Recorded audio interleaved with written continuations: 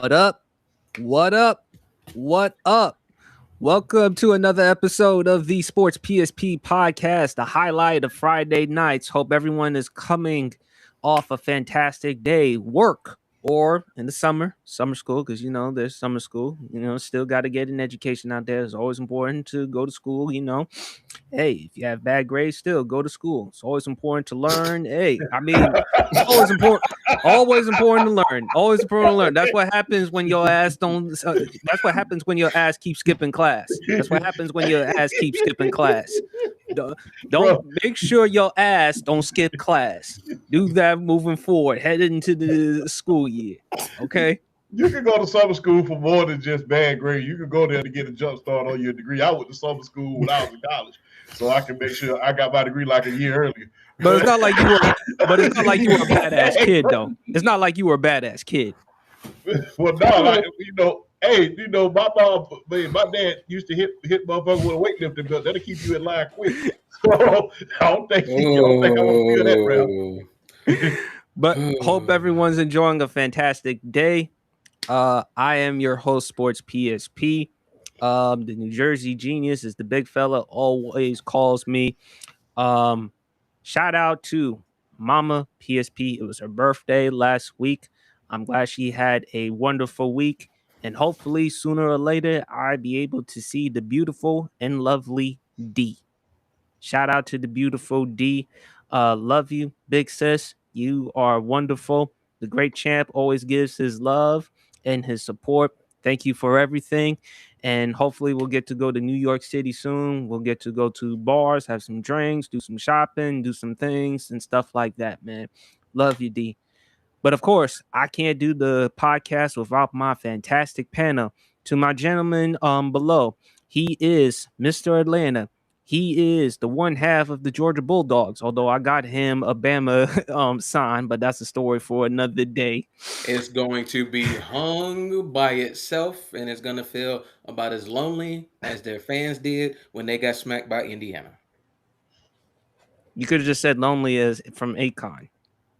Yeah. I want it sounded better. Or you could have just said.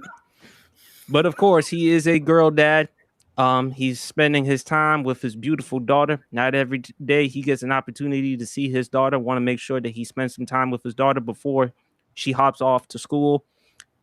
Georgia Bulldog fan, Atlanta Falcons fan, Mr. Atlanta knows everything regarding the ATL.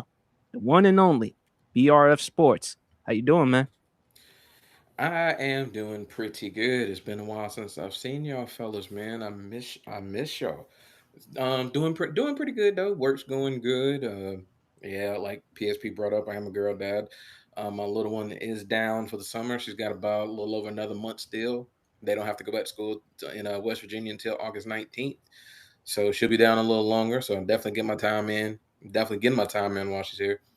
But no, man, life is good, man. I can't complain, man. Still been trying to keep up with the sports world. Things going on as far as like, my sports going down here. Dreams trying to pick it back up. Braves trying to pick it back up, and of course, the World Cup. One of the semifinal games are going to be at the Bend, so a lot of stuff going on, and a lot of stuff going on in the sports world period that we're gonna dive in. We're gonna talk about, and hey, it's the highlight of Friday night for a reason, man. Hey, I feel like we the crew when it comes to this, man. It's always a pleasure to get on here and share the spotlight with you two fine gentlemen, man. And like I said, I definitely missed it here, so definitely glad to be back. Absolutely. We wish we would have had you on last week for the pod because Champ and I, we had a blast discussing the NBA free agency and the trades and stuff. A lot of big news regarding that. But of course, I cannot do the Sports PSP podcast without my main man, my gentleman to the left, all the way down from Columbus, Georgia. He is the 5-time college degree champion. He is the military man and veteran. He is the Al Roker of journalism. He is the young Charles Barkley. He is the black Peter Griffin. He is the young Ruben Studdard. He is the young Mark Henry. He's all that in a bag of chips. Ladies, Magic City, why don't you give this big fella some drinks and some wings? Make sure that he has a wonderful and fantastic time making the stallion. You may want to give this man a holler I mean, if he decides to leave Georgia to go to H-Town, just ask Club Shay Shay and Bow Wow about Houston because they love themselves some H-Town. But he is Mama Champ's number one favorite son. He is Ace's best friend, best sibling. He is D's hysterical friend, the one and only, the big fella, undisputed world champ. How you doing, man? Oh man, it's good to be back on. I cannot get over that damn summer school joke, bro. Boy, I'm telling you, boy. Started with a bang, boy. Just With a bang. That was a boy. That was a yeah. serious park pipe ball right there, baby. But that was crazy, man. But hey, man, shout out to people who are in summer school right now, whether you in there because you had bad grades or you're in there because you're trying to get a jump start on stuff, man. I'm just gonna be real because you got to be honest with you. Got to be honest with you. Sometimes, man, you get caught up being the class clown, man. Get caught making jokes with them girls all the time, and then you end up making an F in geometry. But hey, pre-calculus will get you like that, bro. I remember I took pre-calculus, man, and I made out of that class by the skin of my teeth. So, calculus stuff like that, that'll get you. So, I mean, hey, man, do what's right. So you ain't got to be back in summer school. But shout out to the people who are in summer school, whether you're trying to get caught up or you're trying to get a jump start, man, because summer school ain't necessarily a bad thing. Like I said, I went to summer school twice in a row so I could get a jump start so I could graduate a year earlier because I ain't feel like spending the next 5 years and the next 4 years. I ain't feel like filling 4 years in damn college. I wanted to go ahead and get up out of there. Right. Thankfully, I made it out. Thank God. No student debt. None. Uncle Sam, thank you. That paid off. Thank God. But hey, thank God for it, man. Thank God for everything, man. Shout out to the great sports PSP, up to almost 150 right now. Shout out to BRF doing this thing. And hey, if you in uh if you in BRF's neck of the woods, make sure you pay a trip to his place of business. He'd appreciate the business, man, especially around this time of year. Oh, absolutely, absolutely. Make a trip to Lowe's, not Home Depot. Yeah, yeah. Congratulations, man. Well, yeah. I mean, no. I mean, it's just it's definitely been going there. We definitely been popping off over the summer. We ain't been that busy this week, but for the most part, we really been popping off like projects. Contractors coming in handling business. So if you in the area and you building some stuff, man, you need a good outlet. I don't plug much, but say holla at your boy. Mm-hmm. Absolutely. Give BRF a call, man. He'll give you the hookup, man. Also, Champ, before we start off the show, the beautiful D says thank you, and she's glad that you love the microphone because you didn't think it was a microphone at first. You actually thought it was a pair of shoes. No, I thought it was no. I'm not gonna lie. I thought it was a pair of no because I get stuff shipped to another place. I ain't gonna tell nobody where that place is. You might get the drop on me, but No, we ain't doing that. Nah, you might get the drop on me. But I get my stuff shipped to another place, and yeah, when I went there, I thought it was somebody's shoes. I thought it was a person's shoes. So I walked up out the joint without it, and they called me the next day. He said, "Hey, come get this damn microphone out my house." I'm like, "What you mean? They don't microphone them your shoes?" It was like, "No, this is a microphone. Come get your shit." I'm like, "Oh, that's what that was." Okay, man. We got rid of the NWO colors and put on the white and black, the colors of the BWO. So that's thank y'all, man. This one hell of a mic, man. We got through 1,000 shows with that last mic, man. Did the throwdown, did PSP, did Rec Room, did a little bit of everything.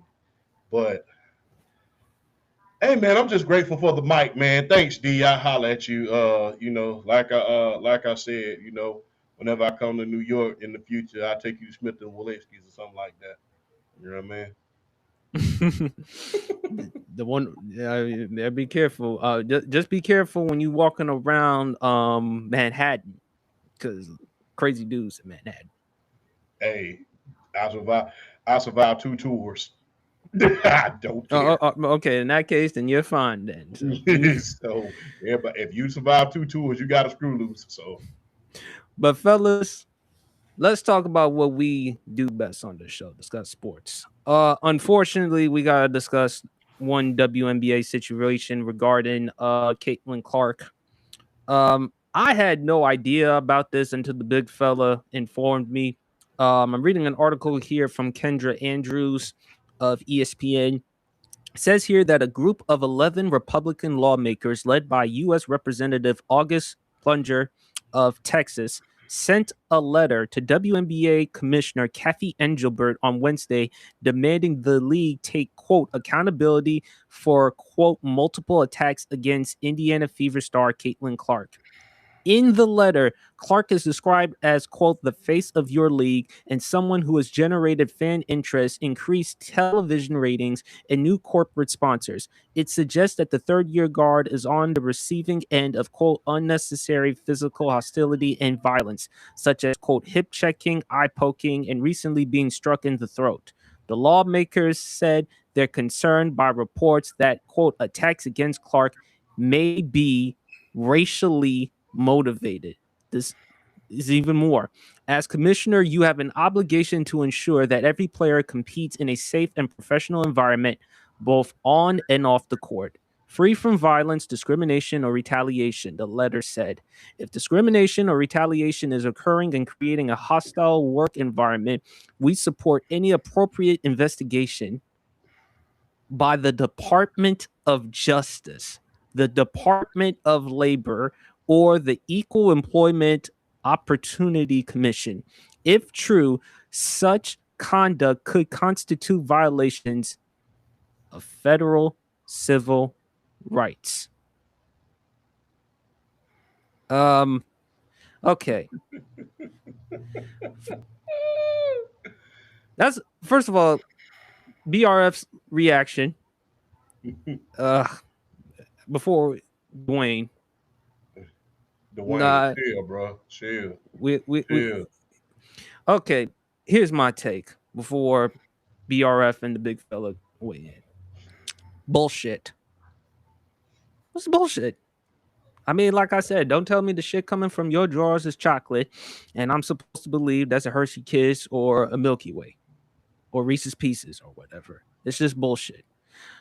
I disagree with Dwayne when he says white. No, I don't believe it has to do with race in this particular situation, because how come we don't say that about Paige Breckers or Brianna Stewart or Sabrina Ionescu or back then Diana Taurasi or Sue Bird? This is just blown way out of proportion. And Champ, I sent you the video that the great Roland Martin did, in which he ripped Boomer Esiason and Scott Jennings. And deservedly so.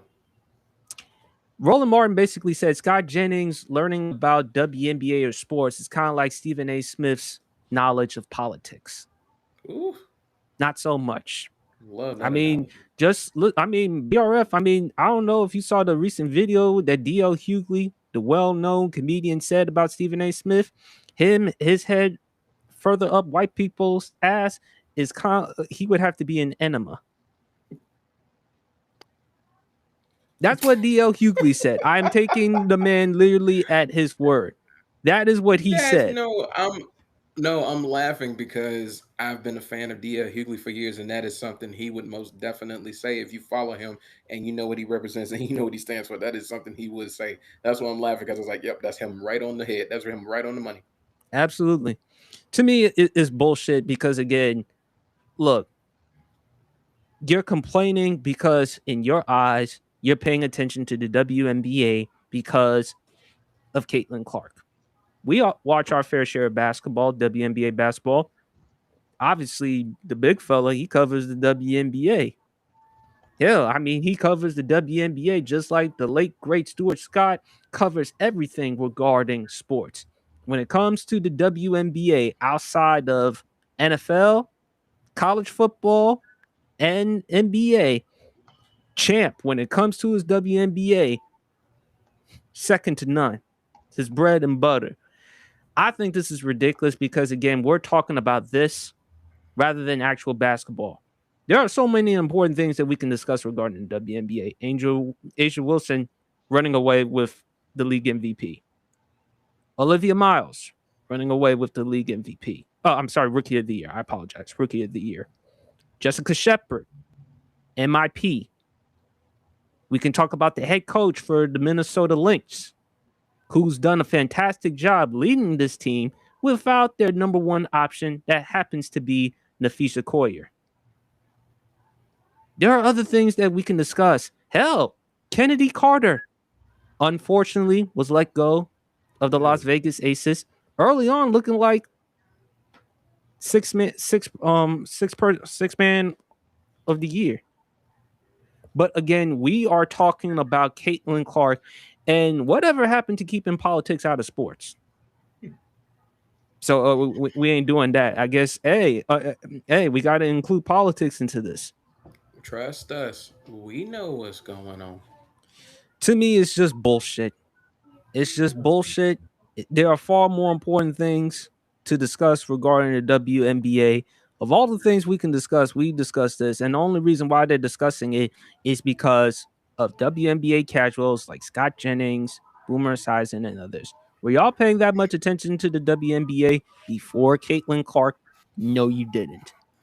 But because y'all have Caitlin Clark on such a pedestal, we have to constantly talk about her. And Caitlin Clark is great, is fantastic for the WNBA. No one is champ, BRF, myself, would be foolish to say that the WNBA would be worse with her. They're better with her. But to say that she's the face of the WNBA. So we're going to disregard Asia Wilson, who's won all these MVPs, about to win it for another consecutive season. We're going to disregard Paige Bueckers. We're going to disregard so many other things, Sabrina Ionescu. We're going to disregard a lot of other things regarding the WNBA. To me, this is ridiculous. And the fact that Republican lawmakers are even involved and they're even saying that the Department of Justice could actually get involved.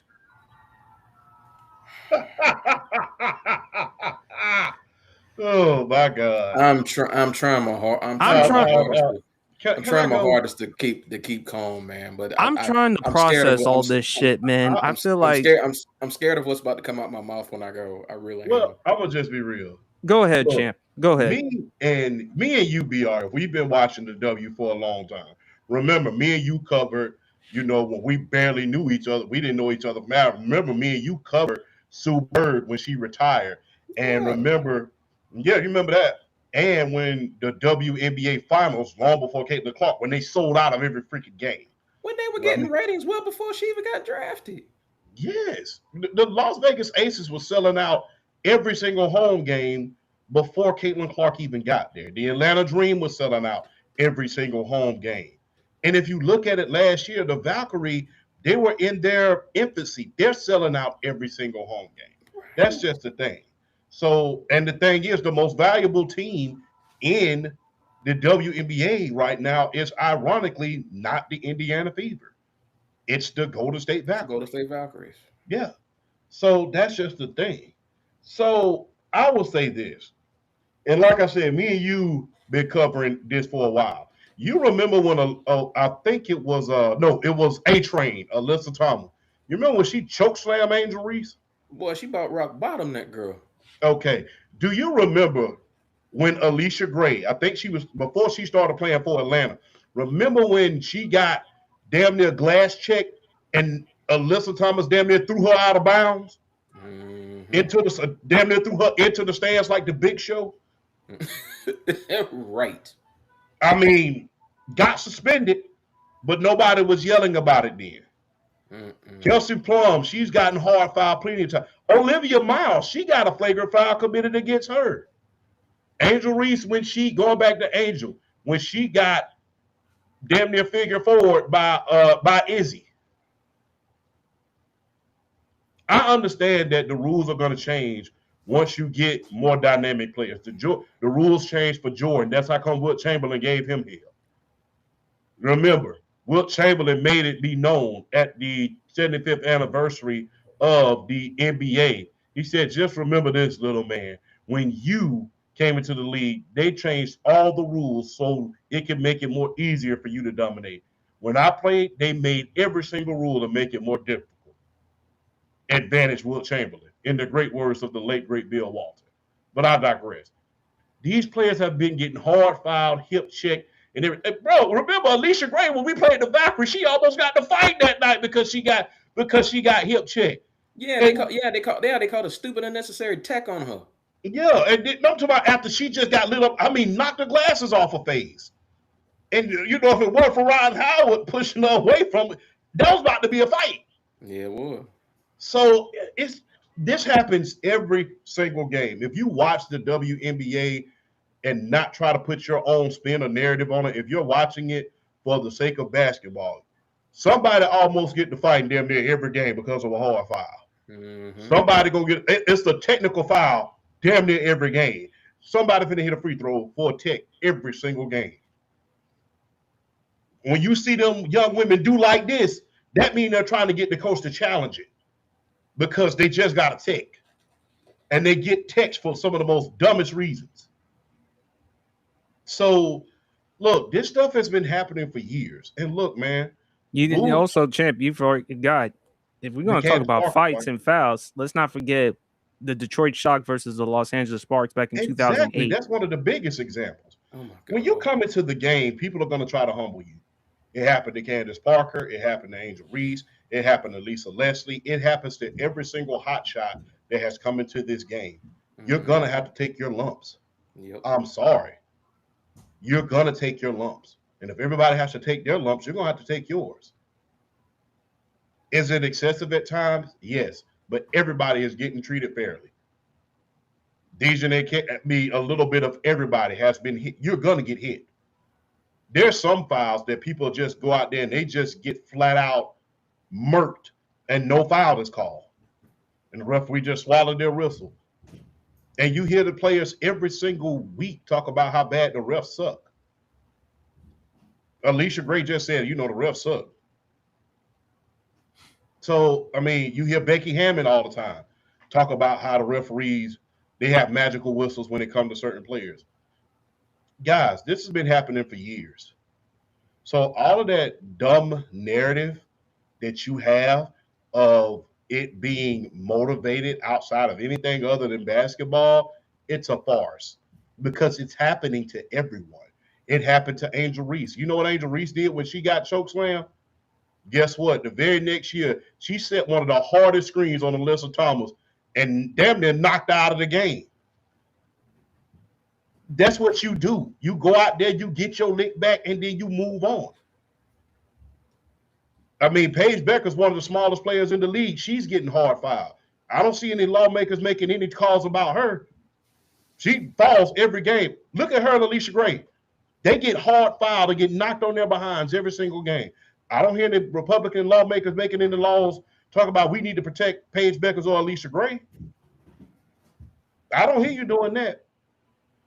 I damn sure don't hear y'all talk about let's make some laws about lowering this damn rent. What about them eggs? What about that gas? It took me $85 just to fill up my Nissan yesterday. So y'all worried about this player in the WNBA, but yet people can't buy gas, people can't buy food. And y'all out here worried about a player in the WNBA that's going through every single thing that every single player has gone through. When you're the young hot shot on the block, people are going to try to humble you. That's in anything that you do, whether you're the new hot shot lawyer, whether you're the new hot shot basketball player, whether you're the new hot shot running back that just came to the school. Now, all of a sudden, all the fine cheerleaders, like when you are the new hot shot and you're supposed to be the one, people are going to test that theory. People tested Michael Jordan for years. People tested Michael Jordan. What did he do? He got himself in the weight room and hey, I got to be able to dish it out further than I can take it. So all of this, you need to protect. No, learn. Because everybody had to go through it. Everyone. Kelsey Plum had to go through it. Breonna Stewart had to go through it. Every person who is a hot shot in the W right now, everyone had to go through it. I'll never forget one thing that Angel Reese, I think she got a hard foul on somebody. I never forget she walked over to Alyssa Thomas. I remember this game when we beat them. I think it was in Arizona. And when she walked over to her, she said, I learned that from you, right? A-Train been doing this type of stuff. She's the Draymond Green of the W. It's just like y'all want to sit around here and talk about, oh yeah, we need to protect. No, you got to learn how to play basketball on this level. And guess what? As much as she gets hurt, she dishes it out just as much. She flops. She's been called out.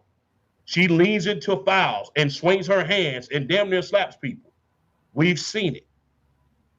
So let's stop pretending. This is basketball, people. And the thing is this, the very things that everybody is trying to get out of the WNBA is the very things that we want to happen in the NBA. One of the main reasons why this finals was so successful wasn't a lot of special whistles in this NBA finals. They let those guys play. Wasn't no cheap fouls. Wasn't no special whistles for nobody. Wasn't no flopping. It was pure old school 80s Celtics versus Lakers basketball. That's how we like it. That's what we wanted to see. That's what the fans pay to see. Now, because of one player, you want to change that? People are getting poked in the eyes, ran over, getting set hard screen, been getting knocked out. Dominique, during the Atlanta Dream game last night, somebody went up for a rebound. She got hit in the back of the head. This stuff happens every single game. But all of a sudden, oh, this one player that we thought was going to be the next Asia Wilson, but a point guard, is not dominating. Now, it's like... By the way, that's Kia, champ. Yeah, I know. Shout out to Kia. Mm-hmm. Shout out to Kia, by the way. It's just ridiculous, champ. I mean, ridiculous. It happens. That's what comes with it. Obviously, when they look at Caitlin Clark, fresh meat. Yeah, of course. When you're a hot shot, you go get that treatment. And they talk shit about everybody. Remember when Michael Jordan first came in the league? I never forget. And go back. It's documented. It's documented. When Michael Jordan first came into the league, Walt Frazier, the great Walt Frazier, said himself, I don't know how much of a difference that he's going to make. He's not 7 feet. Am I lying? No. Right. When LeBron James came into the league, there were certain people on their team, on his team, that he got drafted on that didn't even want him to play. When Kobe Bryant came into the league, people was getting it. Remember, Shaq's nickname, God bless the dead, for Kobe Bryant used to be Showboat Bryant. Everybody goes through it until you earn your keep. You gotta earn it. There's nobody that's going to give you a damn thing in these leagues. You got to earn it. When Kobe first came into the league, he wasn't playing much.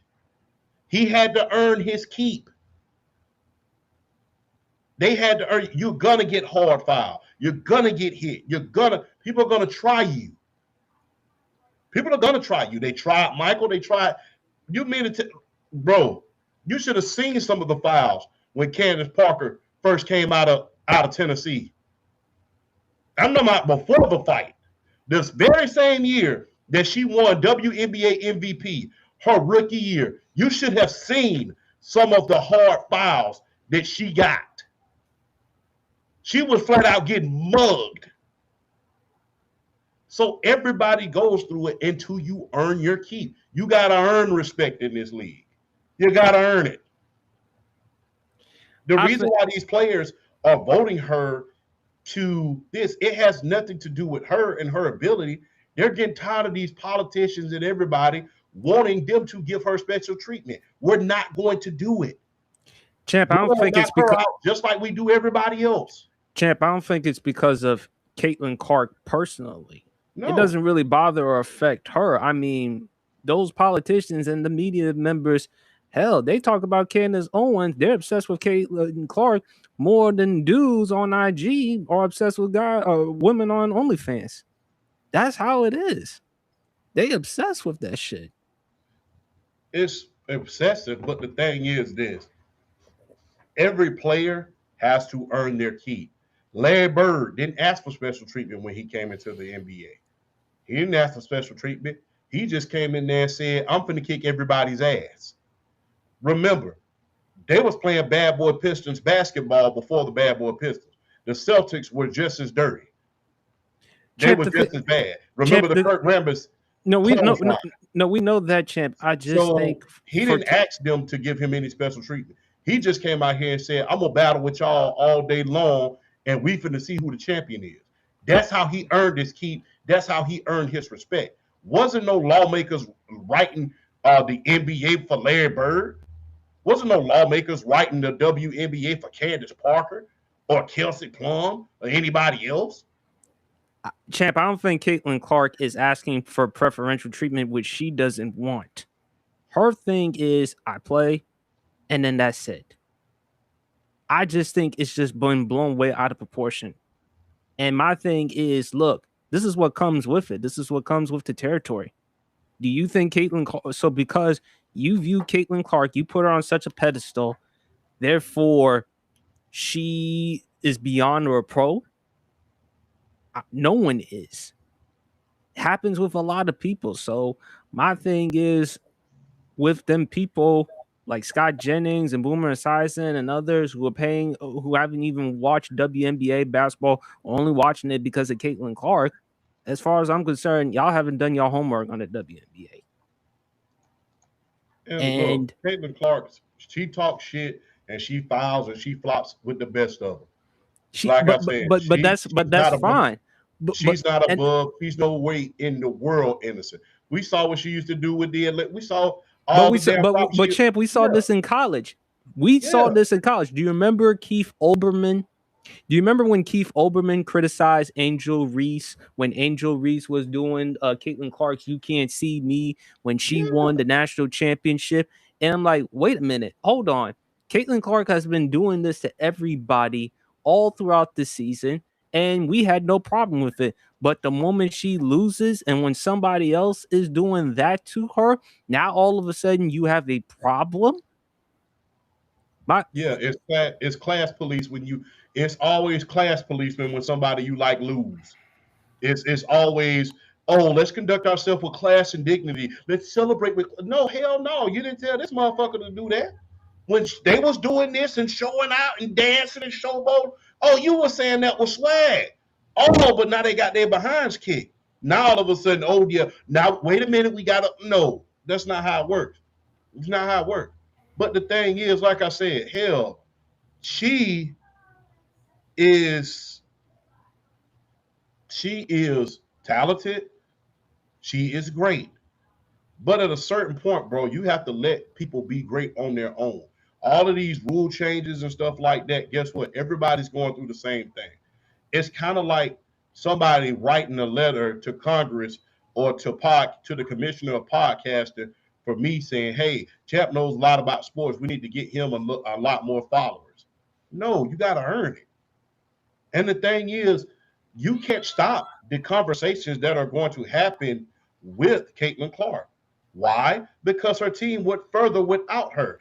This year, her team is 3-0 when she is in the lineup. Her team is 9-9 when she's in the lineup. Well, as of last night, because she didn't play last night, they're 4-0 when she's not in the lineup. They're 9-9 when she's in the lineup. There's great questions about Kelsey Mitchell, and is she the real franchise player? Did she just need the proper coaching? Did she just need the proper help? There's a lot of questions about you. There's a lot of questions about you. They were within one eyelash of beating the Las Vegas Aces with 9 players on injured reserve. And if Kelsey Mitchell doesn't get that cramp in her thigh, I guarantee you they probably would have beaten them because she was lighting the Aces up like a Christmas tree. And she was an MVP candidate last year. So in turn, you're hearing a lot of this year. You're hearing a lot of this year. And I quote, you're hearing a lot of, well, Stephanie White can't coach. She's not a good coach this year. Kelsey Mitchell is not as good as she thinks she is. Should Caitlin Clark ask for a trade this year? Okay, now this. Okay, just last year, the team was succeeding without her. If anybody else had these conversations, would we be pointing at the coach or any other entity? No, we would be pointing at the player saying, damn, maybe you the problem. So it seems more and more as we get into the Caitlin Clark conversation, we're hearing excuse after excuse after excuse after excuse to why you're not dominating, to why you're not even in the conversation that you probably didn't belong in the first place as far as the MVP conversation. Narrative. But they picked her preseason in the MVP race. She's nowhere near. She's not even close. There's not even a close second right about now to Asia Wilson. So because you can't dominate, now we're supposed to change rules for you. I don't buy that. Look, my thing is, look, champ, it's not a surprise that you bring all that up, but at the same time, when someone likes you and respects you, they're gonna heap praise on you. In their eyes, that Caitlin Clark can do no wrong. I know BRF's got a lot to say. The floor is yours, BRF. I've been waiting for this.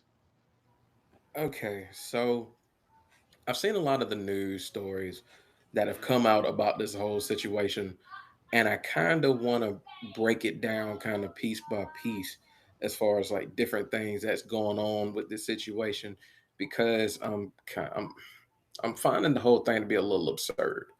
Like first, okay, like I want to start with the Department of Justice, the DOJ.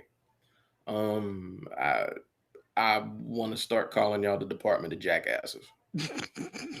I want to start calling y'all a new a DOJ because y'all being the government of the United States of America with all the other situations that are going on in this country have far more things to worry about than trying to police what the WNBA is doing as far as Caitlin Clark is concerned. Here's the thing. When Magic Johnson and Larry Bird came into the league in 1979, y'all really think them being the players that really kind of put the NBA on the map as far as like a true national TV perspective. You really think teams weren't doing their best and giving it to them every single night, trying to beat them because they know they were the two new faces of the NBA? Same thing with Michael Jordan when he was taking the NBA up to like a global perspective. You don't think teams were coming and trying to jack his jaw every single night? I mean, good gracious, the Detroit Pistons literally created the Jordan rules as far as like ways, the best ways to defend Michael Jordan in terms of like not letting him dominate. I'm not saying I'm not saying Caitlin Clark deserves this treatment. I'm saying I feel like with her being a face, like a new face of the league, she is kind of getting what veteran players would do to any, I feel like to any player that would have been in her shoes in terms of being the shiny new toy that everybody wants to play with, that everybody wants to see on front display for everybody. And I'm not trying to badmouth her. I just don't like the idea of it's almost like she's good and nobody else is. Exactly. And I don't think that's fair to the other players in this league that have really cultivated and built this league. And they always want to bring up the ratings and all this other stuff. I'm like, hey, okay, are the ratings at an all-time high? Is she one of the reasons? Yeah, she's one of the reasons. She's not the reason. She's one of the reasons. Um and and my thing is this, and I want to talk about I want to kind of look at it from another angle. Like shout out to Stephanie White for speaking up for Alyssa Thomas the way she did. Um, because like she, as the coach of the Indiana Fever, she really as a coach of the Indiana Fever, being an opposing coach, she needed to do that to help kind of diffuse some of that a little bit. Has Caitlin Clark spoken out about that before? She has, but she really needs to really kind of be at the forefront of that. If she doesn't want these sycophant fans to use her name in a light that she doesn't want to be used in, she needs to stand on the front and be about it and stand on business and be about that life when it comes to that. Because her silence is just as big as complicit as just a bigger complicity as if she was speaking up and defending it. She's got to be the one to diffuse that, because I promise you, if she because here's the thing, and I want to remind everybody of this. When she did make the statement that one point where she said she doesn't like people using her name in that negative light to really kind of tear down the other players. When she said that, a lot of her fans at the time turned on her, said, "Oh my God, they make Caitlin Clark woke and all this other stuff." And I'm like, y'all, come on, bro. Like, come on. Like, y'all, come on, man. We got to use some common sense about the situation. Like, her silence to me is just complicity at this point, and I don't like it. And she really needs to stand on the forefront and be about this. Otherwise, they're going to keep doing this, and they're going to keep using her name in this kind of light, and it's never going to stop. Another angle I want to look at this.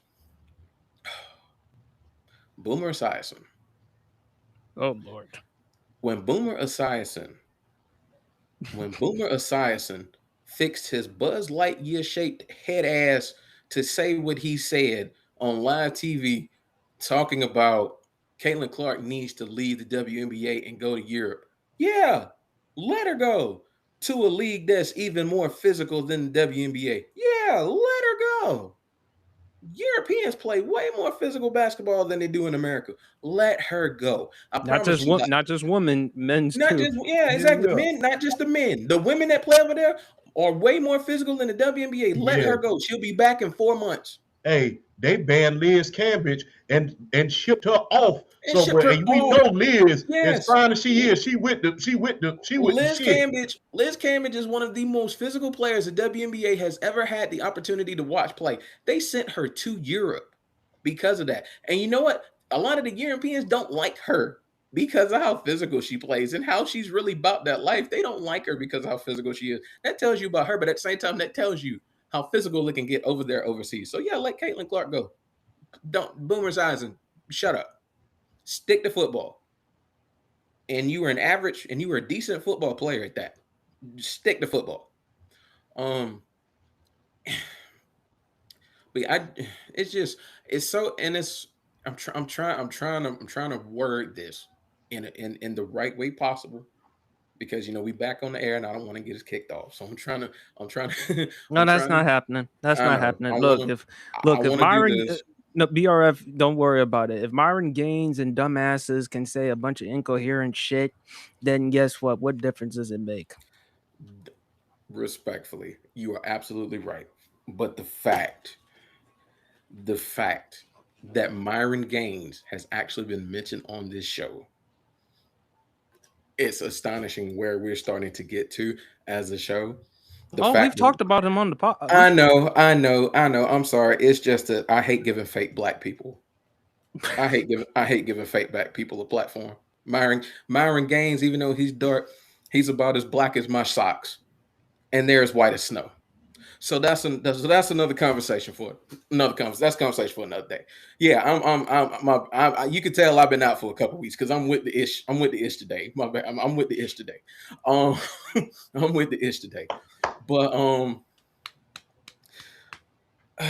this whole situation is really just kind of it's taking away from what should be the greatest season in the history of this league in terms of the ratings, in terms of the player pool being as stacked and as deep as it's ever been. And we're talking about this petty stuff. We're talking, and then we're talking about 11 Republican senators signing off, talking about they need to do a better job policing, and particularly against Caitlin Clark. Okay, and then the fans like the sycophant fans are the worst. Oh, they're doing. Oh no, it's because she's white and she's straight and all this other stuff, bro. Like, okay, where were y'all? Where were y'all when Nancy Lieberman was playing? Where were y'all when Atlanta Della Don was playing? Where were y'all when Sue Bird was playing? Where were y'all when Diana Taurasi was playing? Where were y'all when Lauren Jackson was playing? Like, y'all, Clark was like the only white woman to come into the WNBA and make a name for herself and have a career. Some of the greatest players this league has ever seen were white women, and I gave you a few of them because they were about it. They were really, really good players. As a matter of fact, as good as she is, and I have to reiterate this. We know how good Caitlin Clark is. We know how good she is. But at some point, people have to analyze this from everybody's perspective. Caitlin Clark gets to an extent what she gives out. She gives. I mean, she like Champ said. You want to talk about S tier flopper? Caitlin Clark. She's a great scorer. She's a great playmaker. She's awesome in terms of getting her teammates involved. She's an S tier flopper. I mean, a guy I follow on IG. Shout out, his tag is highlight real ASMR. If y'all don't follow that man, he's awesome when it comes to basketball, and particularly the WNBA. He is amazing in terms of his WNBA talk, and I mean, he just shows you clips of just how bad her flopping is, and it's like at some point, everybody, if you're going to hold the players accountable in terms of how physical they play with her and all that other stuff, you have to hold her accountable as well for the fact that she kind of brings a lot of this to herself.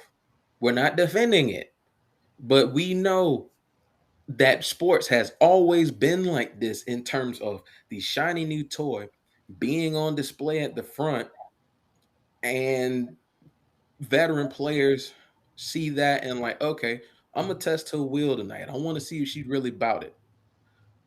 The sports is always like that. I think she really, being the face that she is, she needs to diffuse a lot of this. She needs to diffuse a lot of this, and particularly the hate that a lot of the players are getting in terms of, in terms of altercations or whatnot that dealing with her. She's got to diffuse this. And I want to argue this from another angle, from a historical angle. They tried to do this to Larry Bird. They were trying to give Larry Bird this kind of treatment. So what does he decide to do? He decides to go on a news conference, a press conference with Isaiah Thomas, and basically told the media, don't do that. I know I'm a good player, but it was the black players before me that built this league, that made it what it is. Don't do this to me. Don't try to put me on this type of pedestal when we need to be focusing on all the players in this league and not just me. I promise you, if she did something like that, her, okay, since Alyssa Thomas has been in the spotlight, get her Angel Reese. In my opinion, the player she's going to be linked up with probably her whole career, even though they play two separate positions. She did something like that similar. Okay, now we got something. Now we can move forward. Now we can. This is a foundation piece. This is a foundation block. We can build around this and we can keep going. Maybe we can shut some people up. In reality, is it gonna shut people up? Probably not, because something's gonna That's what happen I was again. And gonna they, say yeah, because is she it gonna said shut them up? something a Probably few not. times. She Yeah, said something quite a few times, and she said something about hate speech and stuff like that. When there was rumor that people was calling Angel Reese names in Indiana, she said it. But the thing is, we are in a it's a completely different media age when Larry Bird was in the league and Magic was in the league and even Jordan was in the league. Nowadays, everybody and their uncle got a microphone, and got an opinion. Everybody got an opinion. everybody feels like that their opinion is. Everybody wants to feel very, very overly important. It feels like their opinion has a voice. She's came out and she said it. I mean, I can't say it every game, and I can't control how grown people behind keyboards who've never been punched in the face before. I can't control their emotions. This is true. I can't control it, and I can't control people who don't watch the game. I'm sitting up here paying attention to the Dallas Wings Toronto game. One of the best scorers in the league, Marina Mabry, first time making an All Star team, one of the most prolific scorers in the league. She Had one gets of the best she games gets I've ever into it. seen. Yep. She gets into it with people every freaking game. She gets hard fouled every freaking game. It's just like everybody wants to play the R card in it. It's just like, bro, have y'all Nah, watched the W? you can't.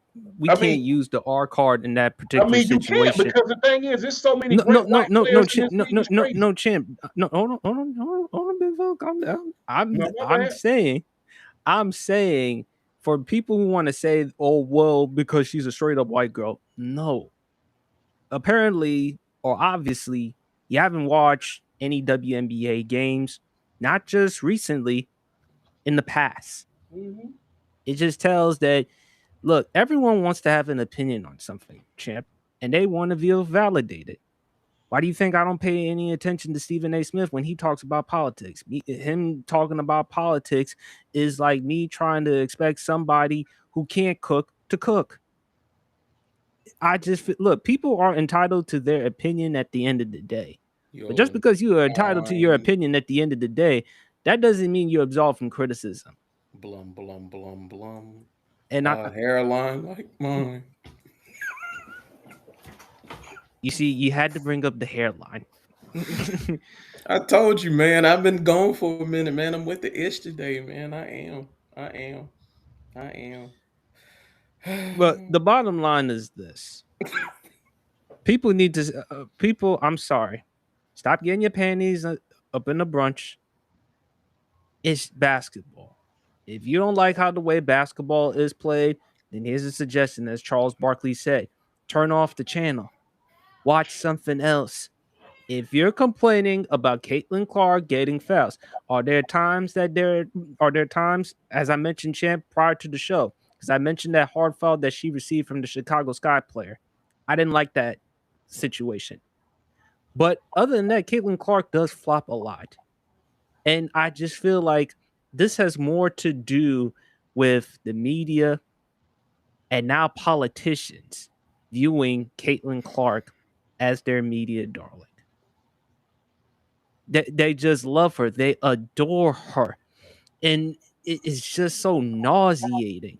And I get it. Caitlin Clark is a terrific basketball player. She has a lot of confidence. She has a lot of style. She has a lot of swag. I like watching Caitlin Clark play. Hell, she's one of the reasons that we pay attention to the WNBA.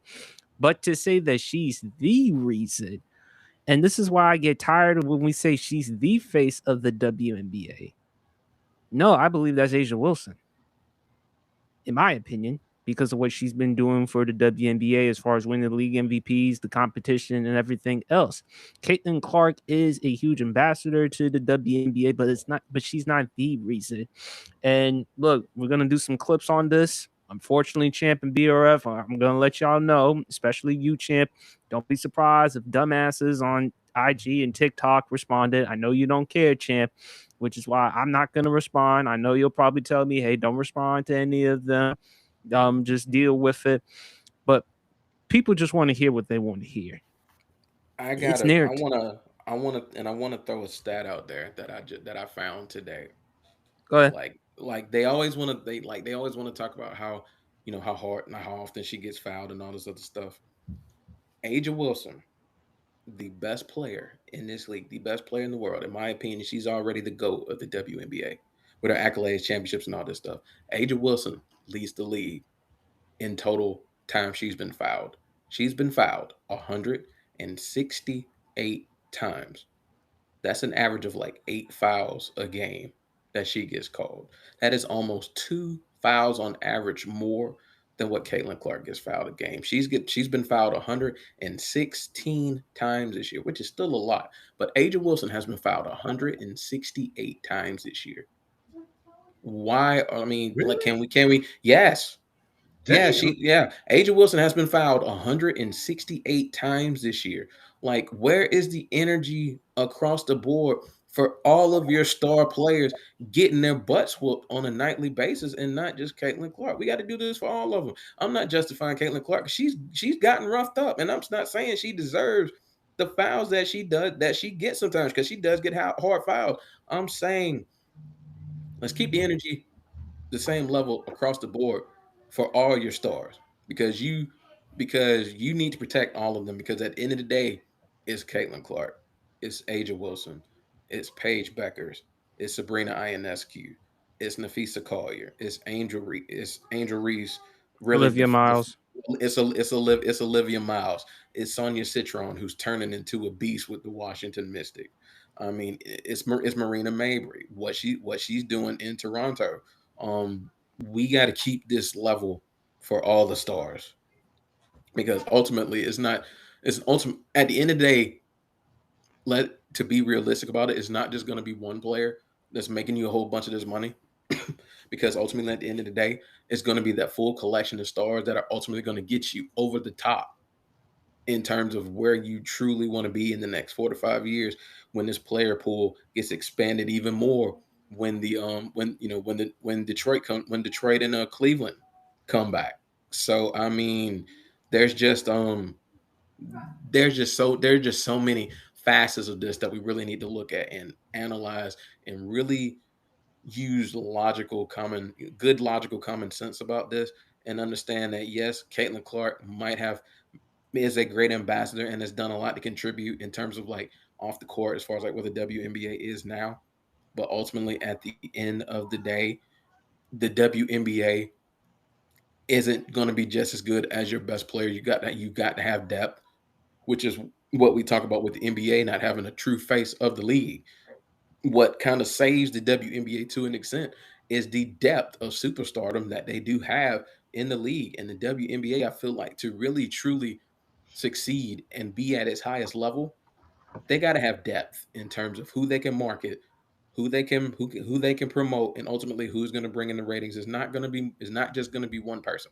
It's ultimately going to be a totality of the premier players in your league to get them to where ultimately they want to be, which is on a level that's close as far as they might not ever get to where the NBA has been at its peak, but they want to continue to get more of that profit to bring more of their players money. So ultimately, it's a totality of those players in terms of just being able to promote, not just one. It's there.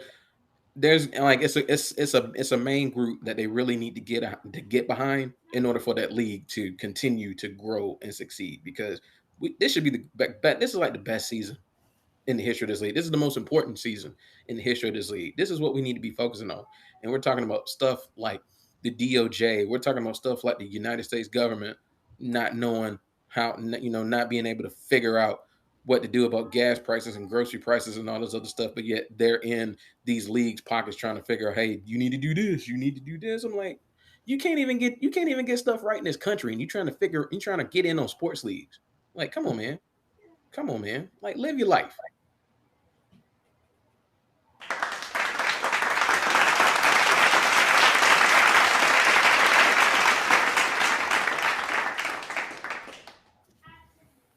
Well said, BRF. Thank you, sir. Unfortunately, we got to talk about this situation regarding Washington. Brandon Ayuk versus Jaden Daniels. Look, I've said I am not touching Brandon Ayuk. I do not want him on my team. And no, just because we moved on from Brandon Ayuk, I damn sure don't want Stephon Diggs on my team, especially with that situation with that accuser. I'm gonna leave it at that. Brandon Ayuk, the reason why is because Jaden Daniels was at the World Cup. Fan, when he went viral because a fan told Jaden Daniels, "F Brandon Ayuk." Jaden Daniels was laughing. Brandon Ayuk was drinking some type, I don't know if it was wine, champ, or cranberry juice, or whatever he was drinking. And he basically just said, "Man, I'm a grown ass man. Like I'm a grown ass man. Who can't stay on the field. Yeah, he can't stay on the field." And then he mentioned about bringing up his mom. I don't know what Brandon Ayuk is trying to accomplish, but if he's trying to kiss his NFL dreams goodbye, I think that may be it.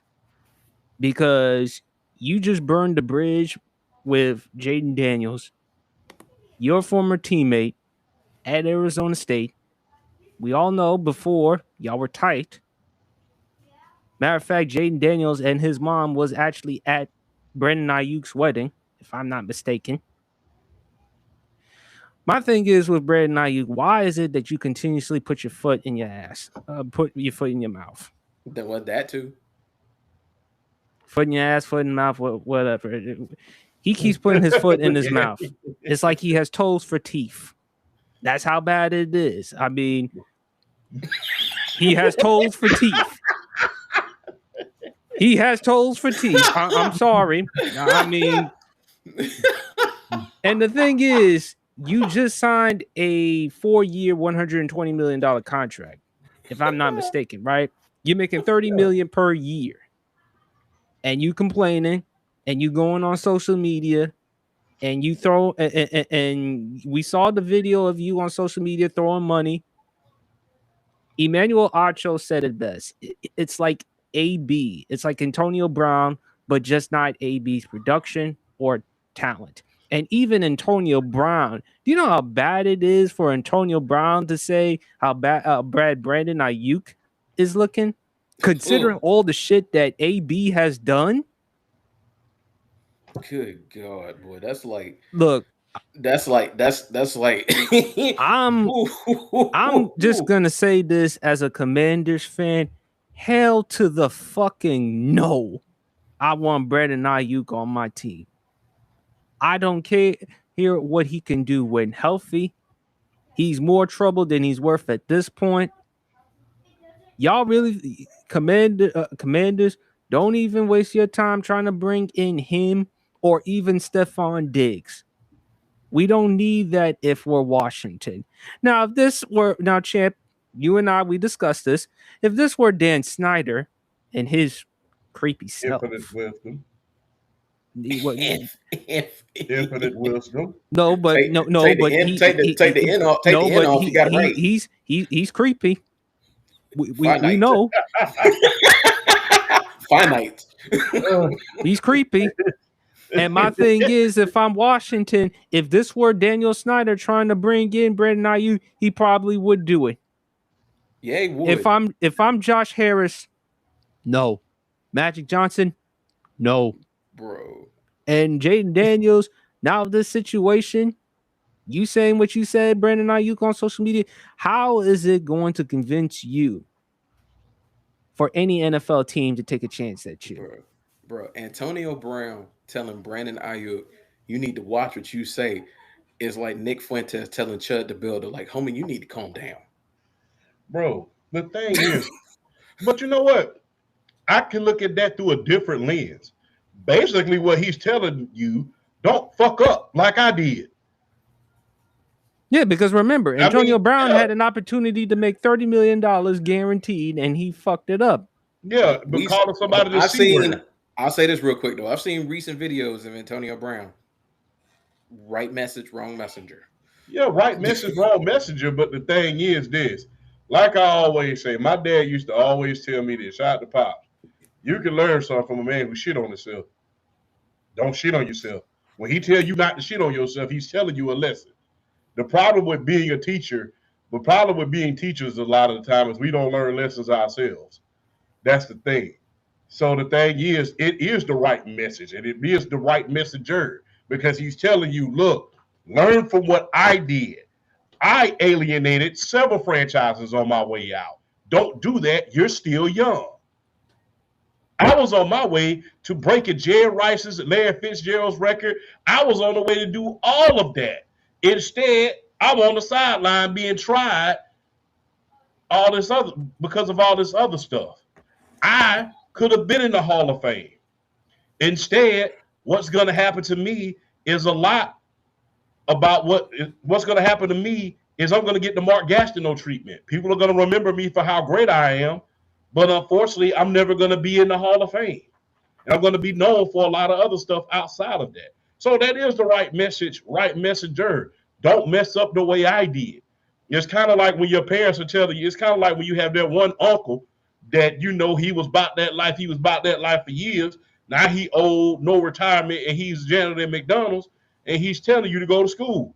Right message, right messenger. Just because it don't look right doesn't mean it doesn't mean it's the right messenger. I think people, but to BRF's point, champ, the reason why people are laughing that is coming from AB because wait a minute, AB, how come you didn't do all these things throughout your time in Tampa and before in Oakland and in Pittsburgh? Not only that, Tom Brady even allowed you to come live with him. Without Tom Brady, you have not been on Tampa Bay Buccaneers roster. And remember, champ, would you allow someone like AB in your house? Hell, you wouldn't even allow him to have a tent outside your house. You can't sleep outside with the dog. Tom Brady did, and rumor is he paid for it. You can't sleep outside with the dog. I'm gonna leave it at that. I got more to say regarding this, but here's what I will say. Bringing up Jaden Daniels' mother, I don't want to hear that. Look, even though Jaden Daniels' mother, look, one thing you cannot say that woman doesn't not love her son. That woman loves her son, and she is making sure that her son gets the bag. All these people who are saying that Jaden Daniels' mother is being overprotective and all this other stuff, she's just making sure that her son doesn't screw up. She just wants what's best for her son. Do I think Jaden Daniels still has an opportunity to live his own life the way he should live? Yes. But at the end of the day, that's his mom. His mom is making sure that her son gets the bag and is taken care of. So I have no problem with that. Champ and I, we've had that discussion multiple times on the pod. I have no problem with it. But with Brandon Ayuk, man, the bigger problem I also have is the people around him that's allowing him to do this shit. By going on social media, by him going on social media and saying all these things, what do you hope to accomplish? Nothing. So, and besides, you're coming off the ACL injury. I don't understand why you complain. You're making $30 million a year. You're playing in a class, you're playing in a great organization like the San Francisco 49ers. You're the number one target on the team, number one wide receiver. Therefore, why are you complaining? And to think that Washington should actually give a chance on you? You even said it, hey, if the 49ers cut me, I'll sign with Washington. Hell no. Now, again, if this were Daniel Snyder, the previous owner, knowing how creepy he was, they would have considered it. But because with the new ownership, with Josh Harris and Magic Johnson, hell no. Hell no. We do not want Brandon Ayuk or Stephon Diggs on the team. My thing is, if I'm Washington, you just drafted Simmons, the wide receiver from Clemson. I do like him. I just think for Washington, there are other things that we still have to address. I like the fact that we did get Douglas, the cornerback, to help out with the front seven.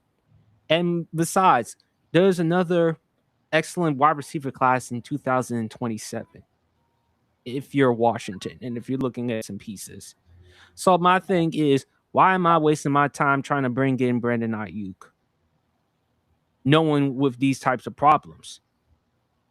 At this point, if I'm Washington, no. And if any other NFL team,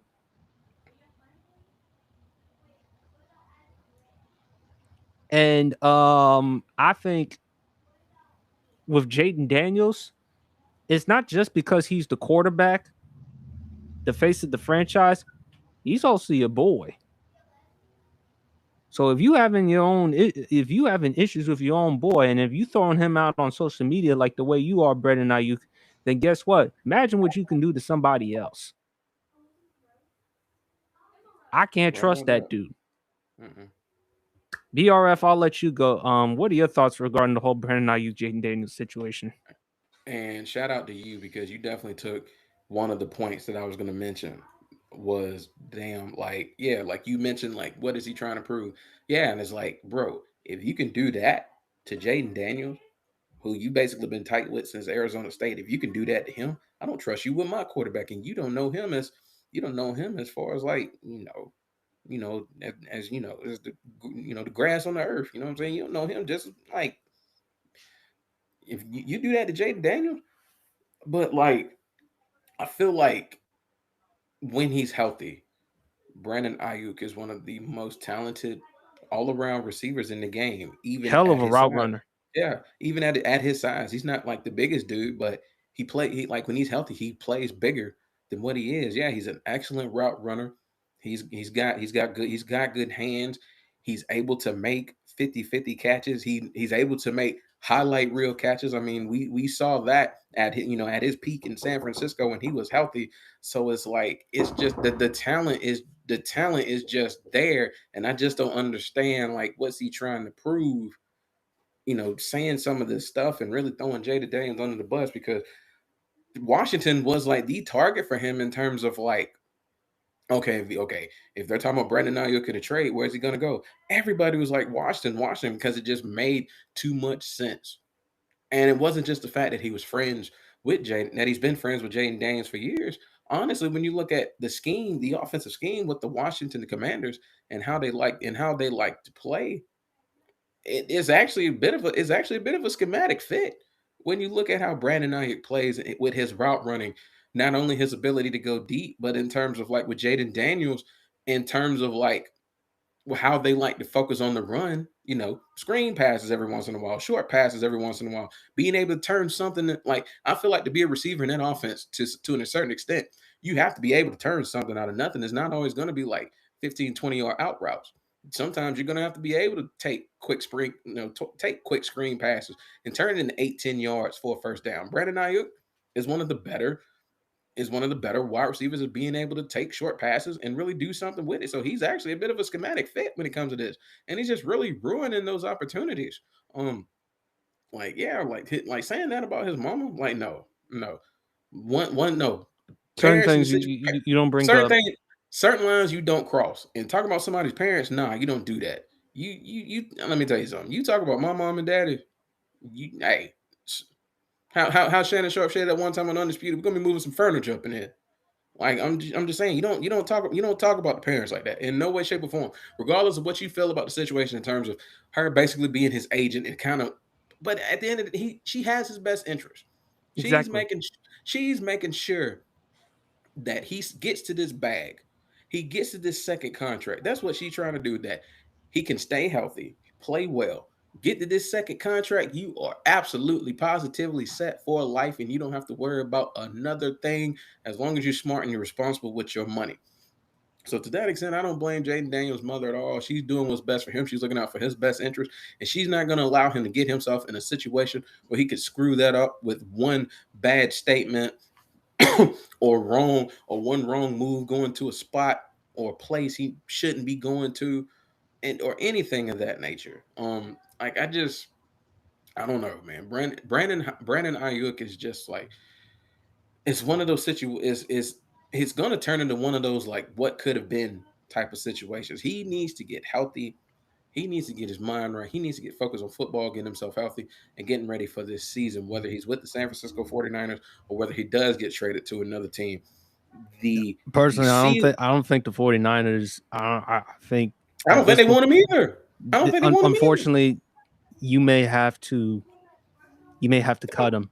Yeah, because at this point, when you look at the San Francisco 49ers and you look at and you look at their wide receiver room, I mean, it's not so terrible. It's not a bad wide receiver room that they just have to bring you back in order to really feel like they're going to do something for the 2026 season, especially when you look at Brock Purdy and the way he really came along and really played on the back in the back half of that 2026 season. Like, I'm honest, I feel like Brock Purdy is a little bit of an overhated quarterback to a certain extent, because honestly, he's consistent when he's balling. He looks like he belongs out there. He's one of the better quarterbacks in the league when he's really balling. So I feel like in this offense, you With Mike Evans, with Christian Kirk, Ricky Pearsall, and then with Demarcus Robinson, I think it's still. that's a decent receiver room to where you don't necessarily have to bring Brandon Ayuk back if you really don't want to. That's not a bad wide receiver room at all. But that's the point, BRF. It's good enough to say, hey, we can move on with Brandon Ayuk. But unfortunately, with the 49ers, you just gave them the bag. You gave them the 4-year, $120 million contract, whatever amount of money is guaranteed. So that's going to hurt you. But I think for San Francisco, they're just like, look, man, you can't get your shit together on and off the football field. Plus, remember, there was a warrant for his arrest. There was the Yeah, video of him going whatever it was miles per hour. I think 100 miles per hour or something something like like that. that. Something like that. Yeah, like it's just he yeah, like the wide receiver room that the 49ers have out. Yeah, now is it good enough to contend wild card spot, get into the playoffs? Yes. If he gets his stuff together, that that wide receiver core, Mike Evans on one side, Brandon Ayuk on the other side, and Christian Kirk is your slot, you're in a way better situation. You have much more of a ceiling of an offense to offer as opposed to just what you already have. He just really needs to kind of he needs to figure it out. Or he gonna be out in the snow on the sideline somewhere, not playing for a team. He really need to figure it out and get his stuff together and get healthy, because you can't defend this stuff. You've never been able to defend this stuff, and it's getting worse and worse. It's getting worse. Well, not only that, his friends, the people around him, they're at fault because by you allowing him to go on social media and for him to, figuratively speaking, show his ass, That should tell us all we need to know. But big fella, I know if Brandon Ayuk actually, if Washington ironically signs him, I know you're gonna do some crazy shit by sending these Brandon Ayuk Commanders jersey. I would not dare. I'm not gonna troll you like that because nobody deserves to be associated with that guy. Washington, I'm gonna tell you this right now. You sign this dude, you are complicit.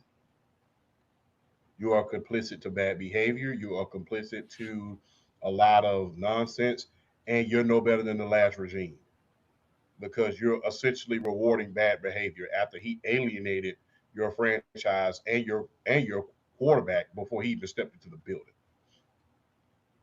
He has no trade value. That's the reason why he's acting this way. And the thing is, it's one thing when you're trying to get the bag.